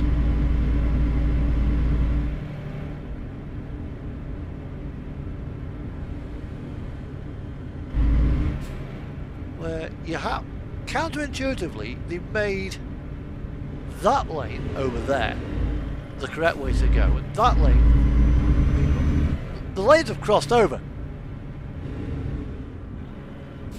Yeah. Intuitively, you'd want to go down there. But now you can't go down there because that way is the wrong way. But that tunnel there, if you follow it,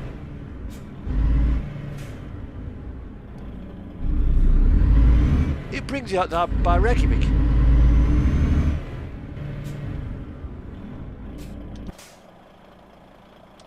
If you actually follow that tunnel down,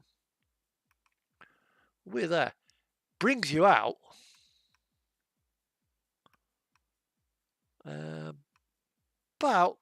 brings you out there.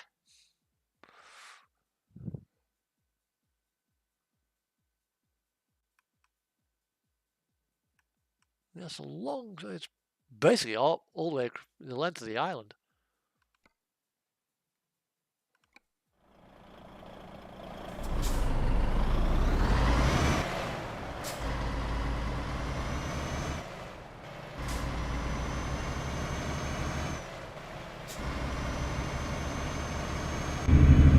Right, back to it. Back to the main road.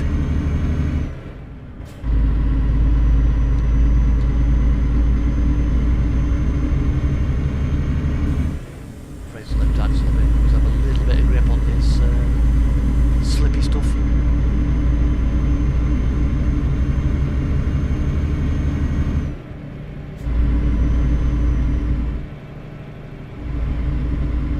And there's also another one up in Longyearbyen near Grummetbyen.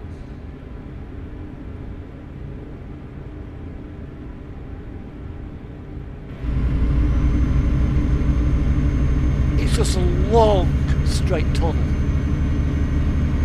So it probably could get a little bit boring. It's like driving down a drain pipe. But if you go up to Grummetbyen,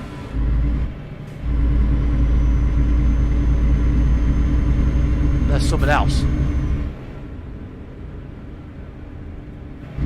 Just pull over here. So we're off the main traffic flow. Right.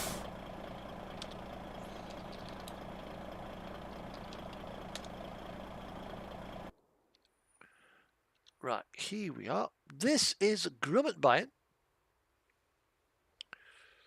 And if I bring up the F5, there you are. And it's sort of there. So you go up to Kirkenes. And if you go down, you come off here. That road takes you into the quarry. But if you go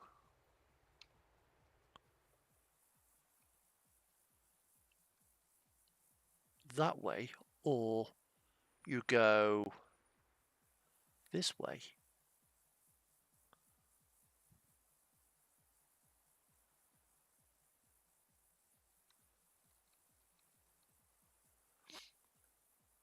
you can actually drive down here. And this is what you've got.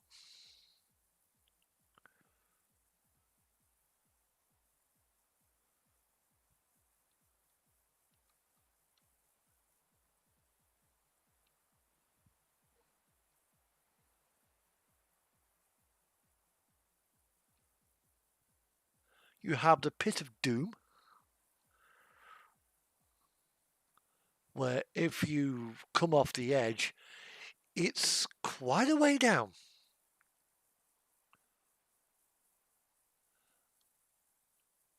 And if you actually finally make your way through, brings you out here.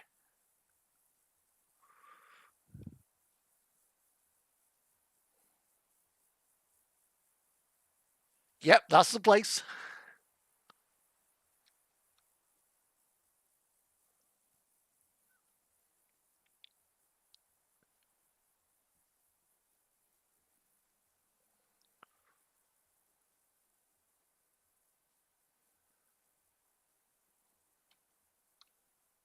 But there's another one as well up there near the seed vault.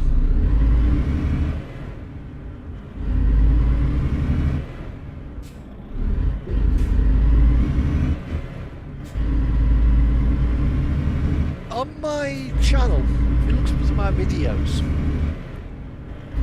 there's one called, I think it's called Into the Labyrinth, where I actually do the system. I actually get to the end, having made a couple of wrong turns. I have to stop every so often and have a look around.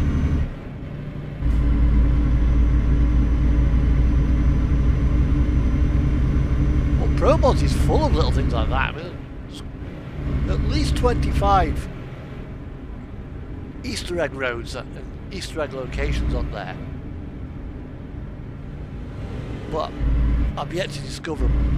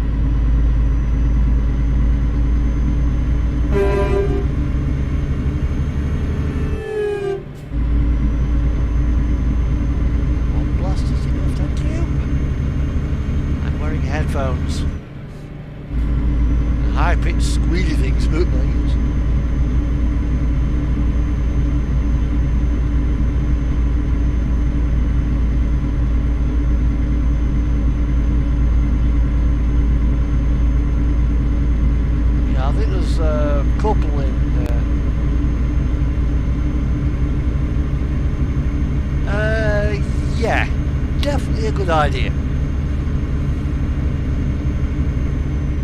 And also as well, make sure you've got a truck with good ground clearance and either a 4x2 or a 6x4 or an 8x4, because the beach is very bouncy.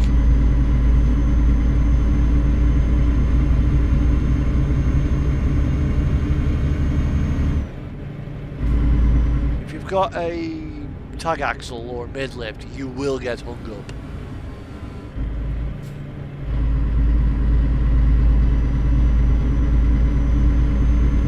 I found that out.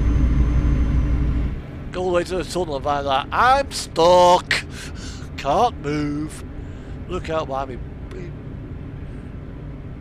Yeah, my mid lift is rear axle's raised, but it's on one berm, my front axle's on another berm, my drive axles are clear of the ground. I'm like, that's probably why I can't go anywhere.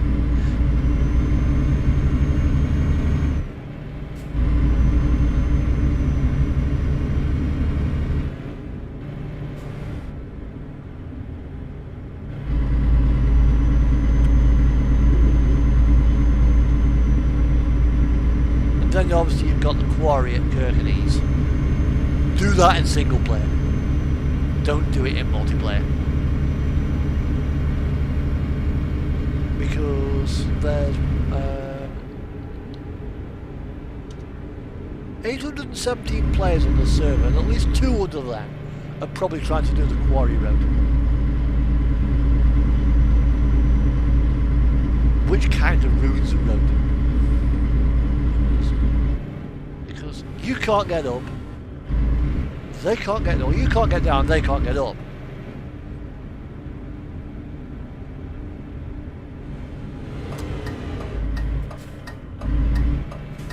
First thing I would suggest that you do is disable automatic lowering of lift axles.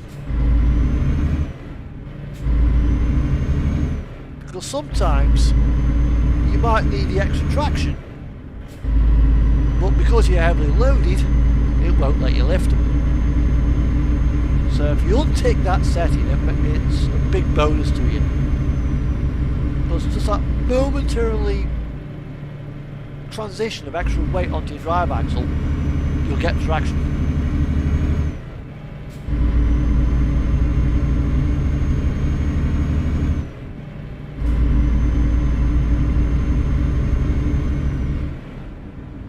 Such as here, for example.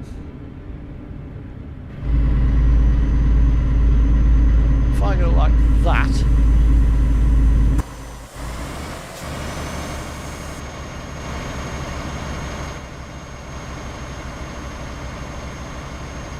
I'm not going to lose.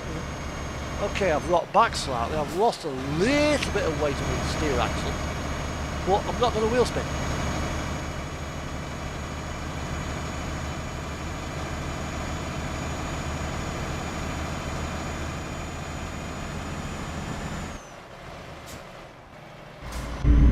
Sometimes, if you are wheel spinning like that, you can really have some trouble. So just like lift it up and off you go.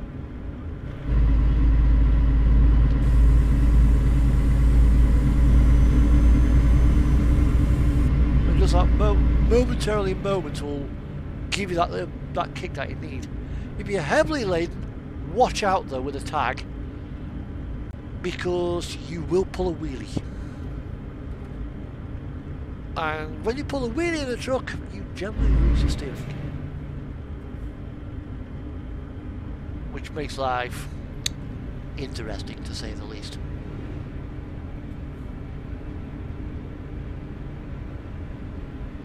Because you just gotta go wherever your front end's pointing. I mean, diff locks help, but then you can't steer.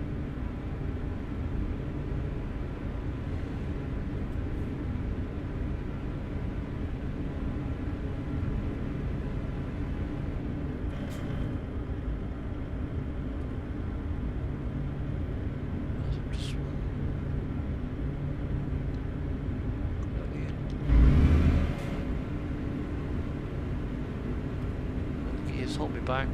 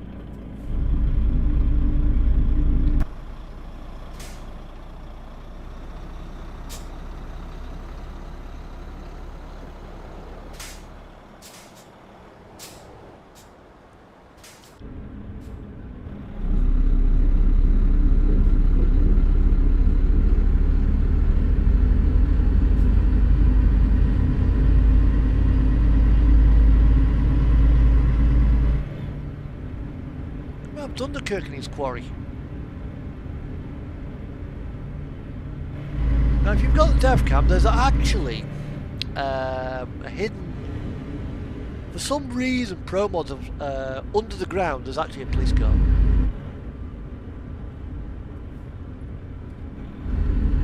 Let's pull over here for a second.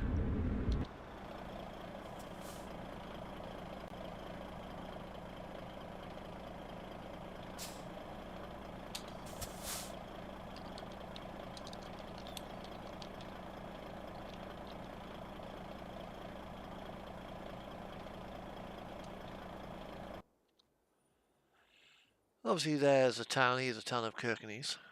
Şimdi 5 dakika mola, ben de bir oğlana bakayım geleyim. Ne yapmıştı? I have no idea what he was saying. Sounded like it was in Russian. And you come down here. Over this, through the tunnel. There is actually a barrier that you can get round down here.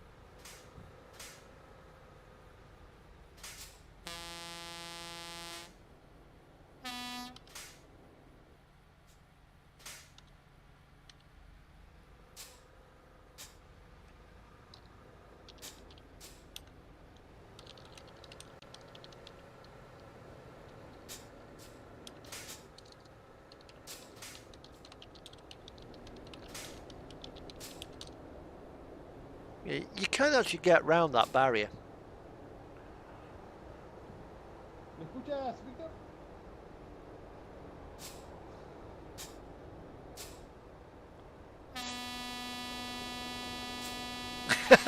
Yeah. Where is it? Where is it? Where is it? Down here somewhere.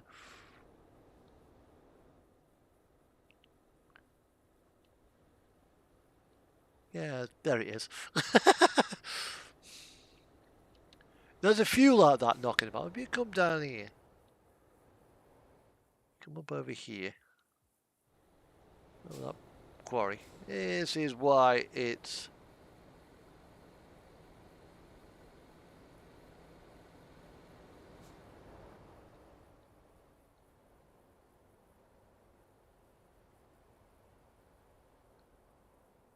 Pezevengi de atın, bak bayırın başında tezlike var. Onu da atın. Çok güzel durdun kanka. Tell me, have you ever seen Jaws the movie? Is that or is that not the Jaws boat where Roy Schneider is on the back of the boat? He goes, "I think we're gonna need a bigger boat." What if you come down to Yukarısı here? komple gelsenize. Where is it now? Where's the? Oh, there's a quarry. There's a dam.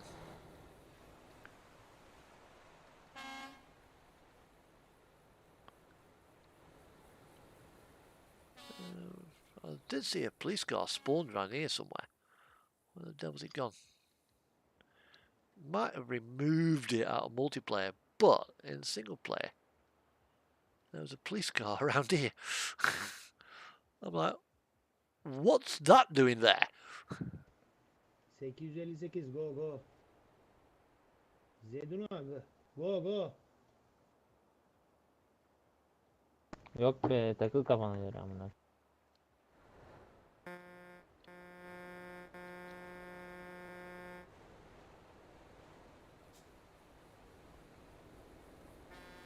May have been taken out of pro mods, but if you go into single player, there is actually. Yeah, I think it's in the first or the second movie. right at the end, it takes there's a diver dead in its mouth. So I think it was Roy Scheider. He just shoots the oxygen cylinder next to you. The shark just explodes.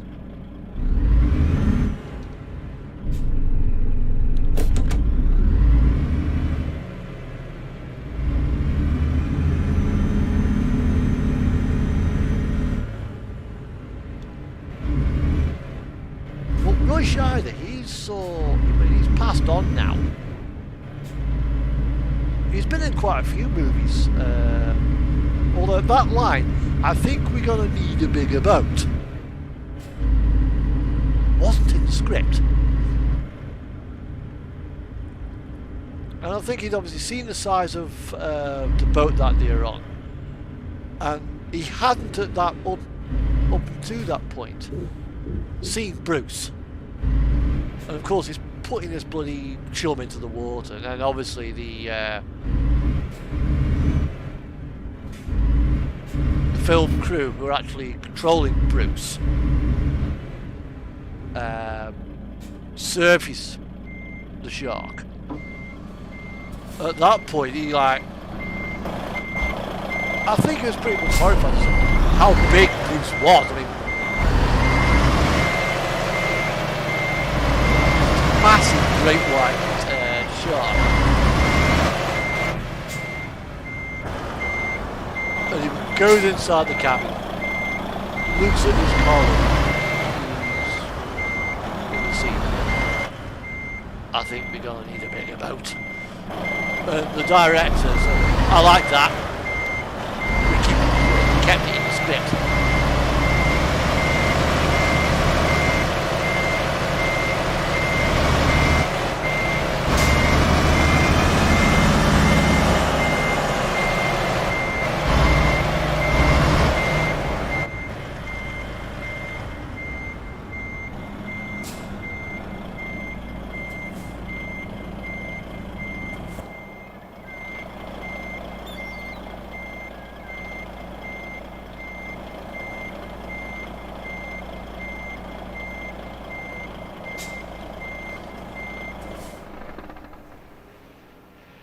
I mean, there's another film as well that kind of followed on from Jaws. I think it was called Megalodon, or The Meg. And that was basically a giant shark movie. I've not seen it though, so I can't tell you what it's like. I have no idea what that film was like, if it's worth watching or not. But one of the films I have seen is Das Boot, or quite simply, The Boat. And it was a mini-series, mid-80s, it was, done by a guy called Wolfgang Patterson. And it's about the goings-on of a World War II German U-boat. And the way he did the filming was impressive. He actually built a replica of a U-boat, its interior. And rather than use massive film sets, no, they actually built it to the actual size and dimensions and gimbaled it. So you get that feeling of being everyone's in each other's space, and it was like that on a U-boat.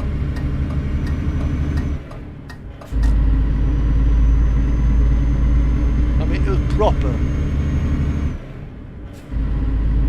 Yeah, that's it, the Orca. That's the one. That's Jaws boat. Now that boat that's in the by the dam at Kirkenes, I swear that's the same boat.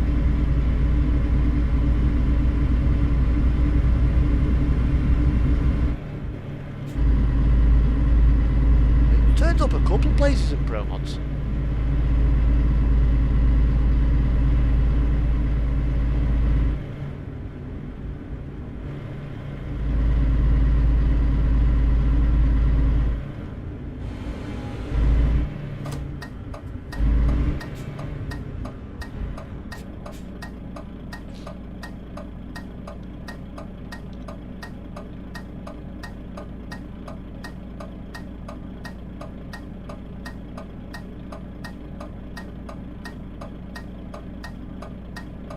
We're on the home stretch now. Just under 300 k's to go.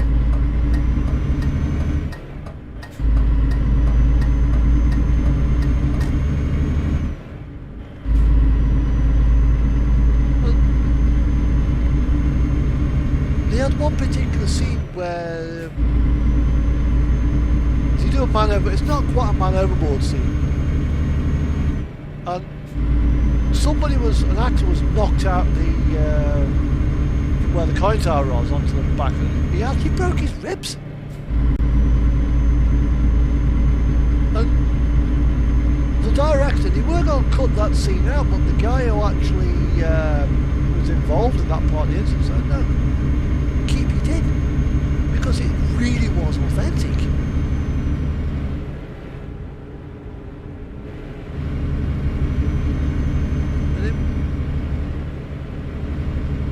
Right at the end, the very last scene of Das Boot, this battered U-boat, because it got an absolute pounding when it tried to get into the Mediterranean, Gibraltar. They had to retreat. They finally got back to La Rochelle. And at this point, you've kind of become kind of part. You feel like you're part of the crew. You formed a kind of affinity with these guys. The U-boat pens get attacked by the RAF, and I think there's only one survivor out of the crew, and he's the photographer. Everybody else is killed. And right at the end, the captain, he's looking at his boat. Yeah, he's bleeding, he's on death's doorstep, and the submarine slowly sinks into the water. Just as it disappears, everything he's fought for, he's had a reason to live for, has gone. And that was it. He passes out, just dies on the floor. What a sad ending.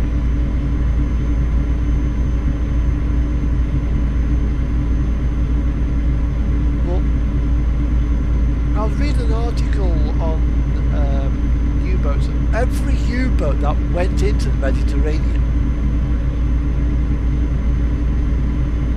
never came back. I think there's about 30 odd that were sent there to assist with the North Africa campaign and the likes.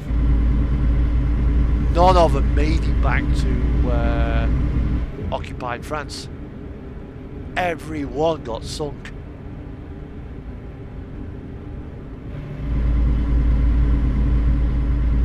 Most of them were run by Gibraltar. Yeah, there's a few off Italy, there's a few off the African coast. But I think most of them are off the Gibraltar coast, where it's a choke point. It's quite a strategic point as well. So as a result, it was very heavily defended on the Straits of Gibraltar. At that point, if you are on Spanish territory and you're sitting at the Narrows, you can see Africa.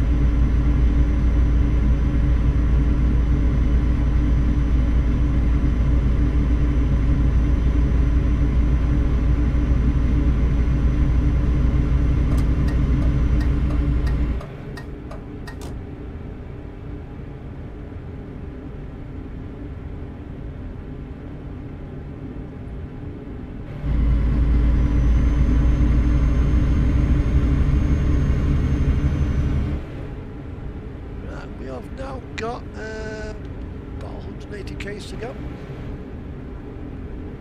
100 miles or so, 700 miles, 160 k's.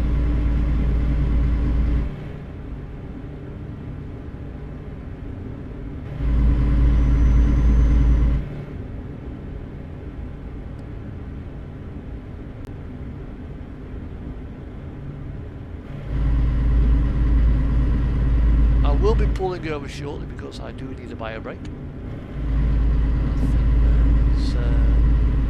Somewhere nice and convenient down here.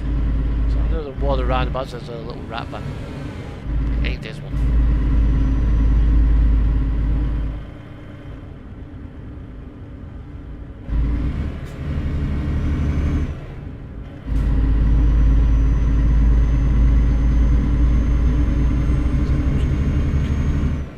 Yeah, let's go to the pool.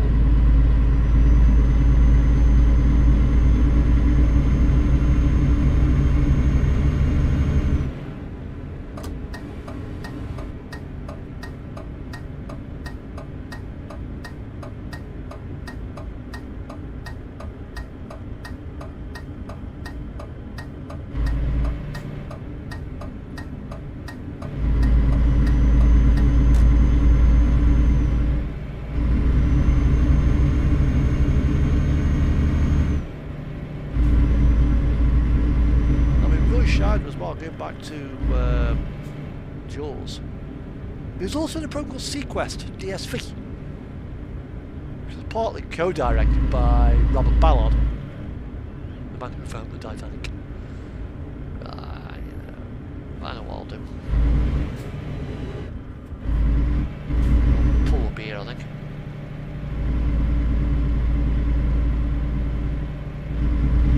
There's a rest area here.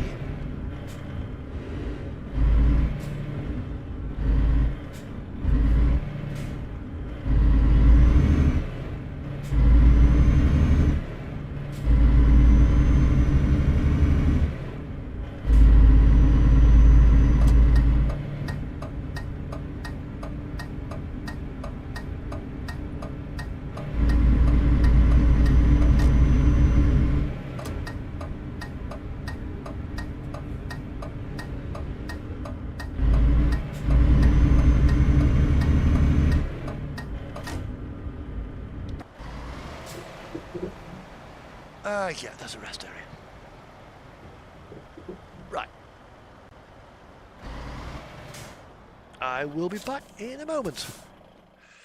Oh dear.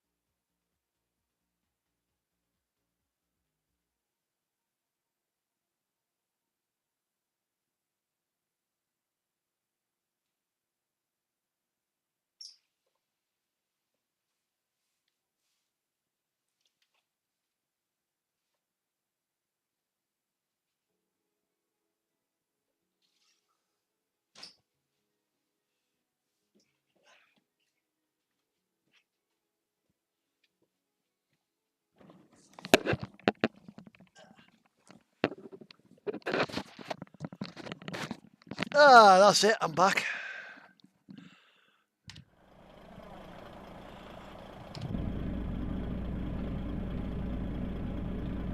So, let's just pull out of the restaurant. wonder if McDonald's will be too happy if if somebody parks in a restaurant parking area with a truck. Nah. Well,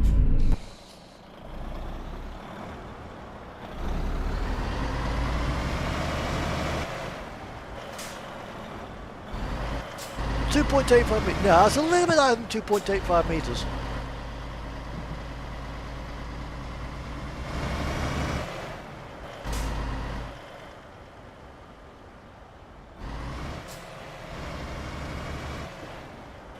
Because soon that's a 3.8 meter high trailer. And I'm about 4.1 to the top of the exhaust.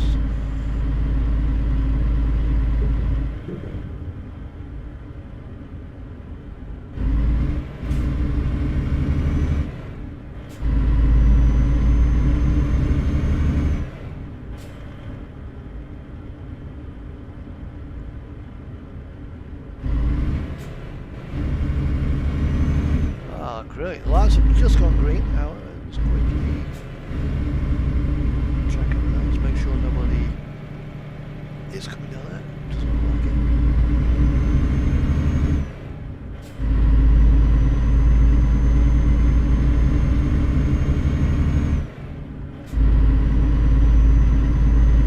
Right, back to it. 137 k's to go.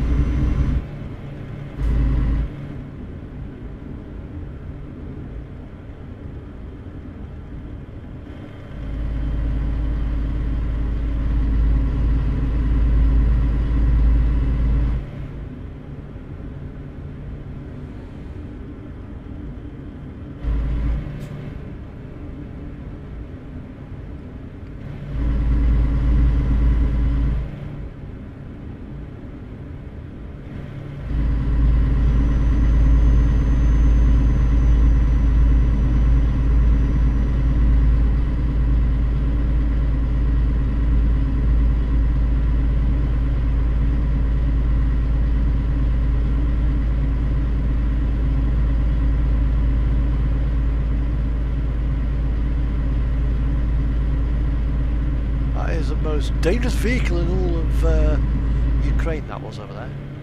A tractor. Whenever there's tanks around and there's tractors around, the tanks always seem to go missing.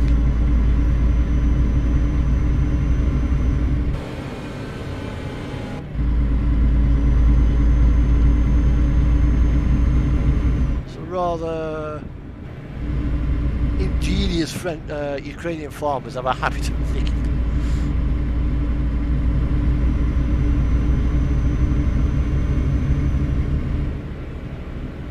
Must not just come down here in the tank.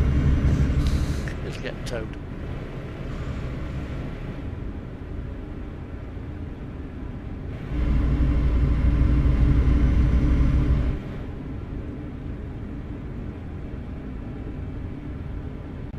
Hit something the wrong way.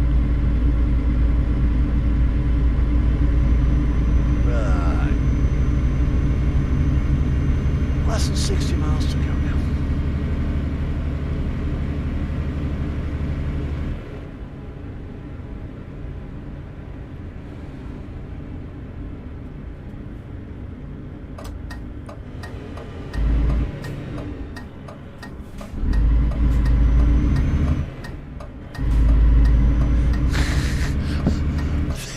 So they're probably not in that good of condition. In Ukraine, Soviet tank abandoned you.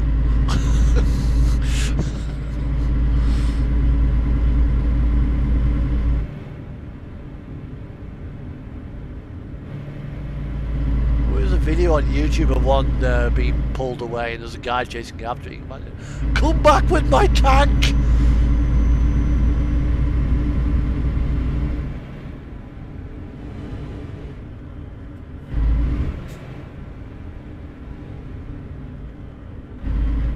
Apparently, I've heard, because I do tend to listen to BFBS radio. Apparently, the Russians are investigating reports that the SAS are there in Ukraine causing sabotage. Now, okay, I mean, we have been giving training to the Ukrainians, but I don't think the SAS are there.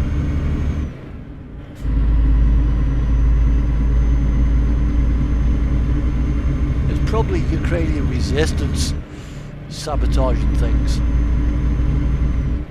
not the SAS.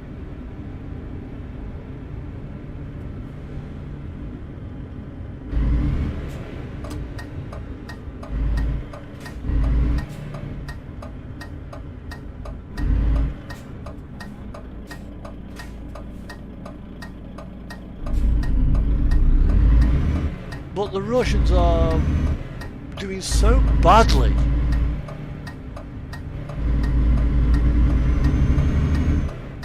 They're having to think of anything they can think of that shifts blame of their own incompetence to somebody else. They're failing because of bad planning. They're failing because of bad morale. They're failing quite simply because they're not doing it right. I mean, they've got an army that's about 10 times the size of the Ukrainian army. Yeah, they had nearly 200,000 troops massed on the Ukrainian border, which is twice what the UK has got as a standing army. We've got about 78,000 troops in our army, and they had over nearly 200,000. They should have walked to Kyiv, but they haven't.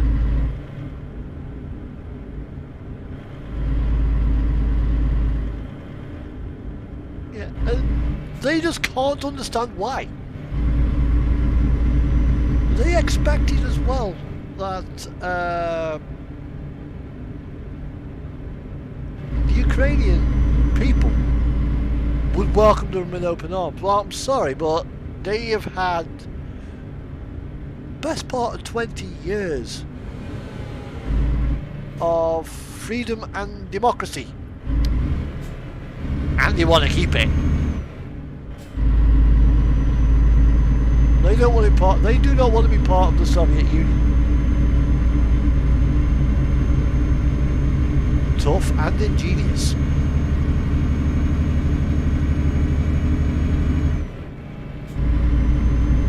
And they've rallied behind a leader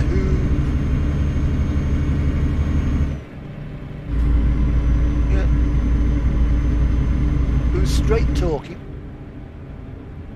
Whether he's that good of a leader, time will tell, but he's certainly not doing badly at the moment.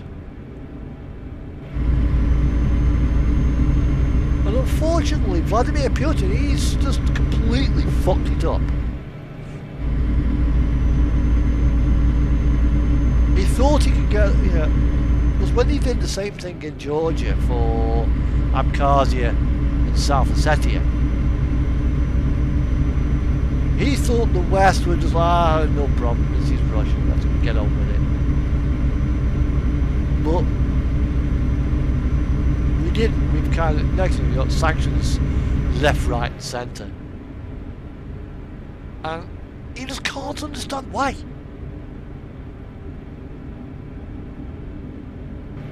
And the thing is though, it's like, this is special operation. This is not invasion, it's a special operation. Get it right. You call it an invasion, we give you 15 years at Gulag. Well,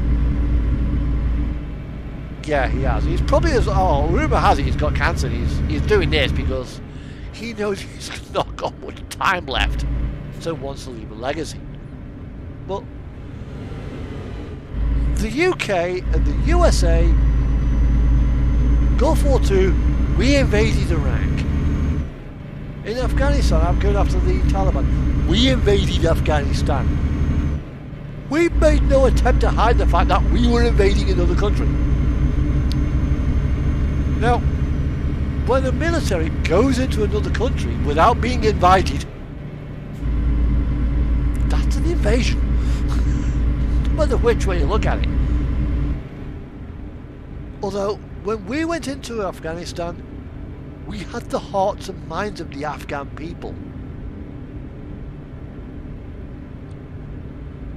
It's a bit difficult to win the hearts and minds of a population whose hearts are in Kyiv, whose minds are in Lviv, whose legs are in Mariupol, whose arms are in Zaporizhia. It's a bit difficult. It's really difficult to do that when they've been blown to kingdom come. And when you start shelling a nation to liberate them, they tend to get a little bit pissed off with that. But unfortunately, the Russians are losing so badly. The only answer is more firepower. And when you put more firepower on,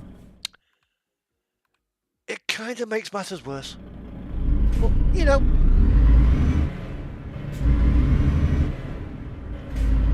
And if he does try to attack the UK because of apparently the SAS were there, Article 5's going to get triggered.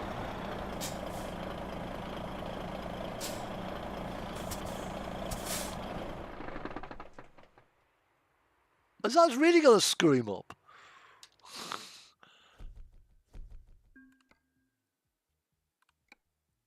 However, this now brings us to the harbour, and how long have I been streaming for? The best part of 3 hours. Yeah. So it is time to lay it down for tonight. It has been a nice steady drive. I have a few more. I have a few things I need to attend to right now. So it's time for me to pack it up, and maybe, because next weekend is Truckfest weekend. I don't know if I'm doing a Saturday or the Sunday. Well, it's a bank holiday weekend anyway, so there probably won't be a stream next Saturday. I might try and throw something together. But I have work to do in the meantime. I have 5 days of truck work ahead of me for my sins. So, thank you for following along with me, and yep, you too, buddy. It's time now to end the stream because I've got other stuff to do on multiplayer. So it's got to keep me busy for a bit. So until next time, take care, be safe, happy trucking. And don't forget, if you like what you see, pray to the gods of like, share, and subscribe. Thanks. Bye-bye.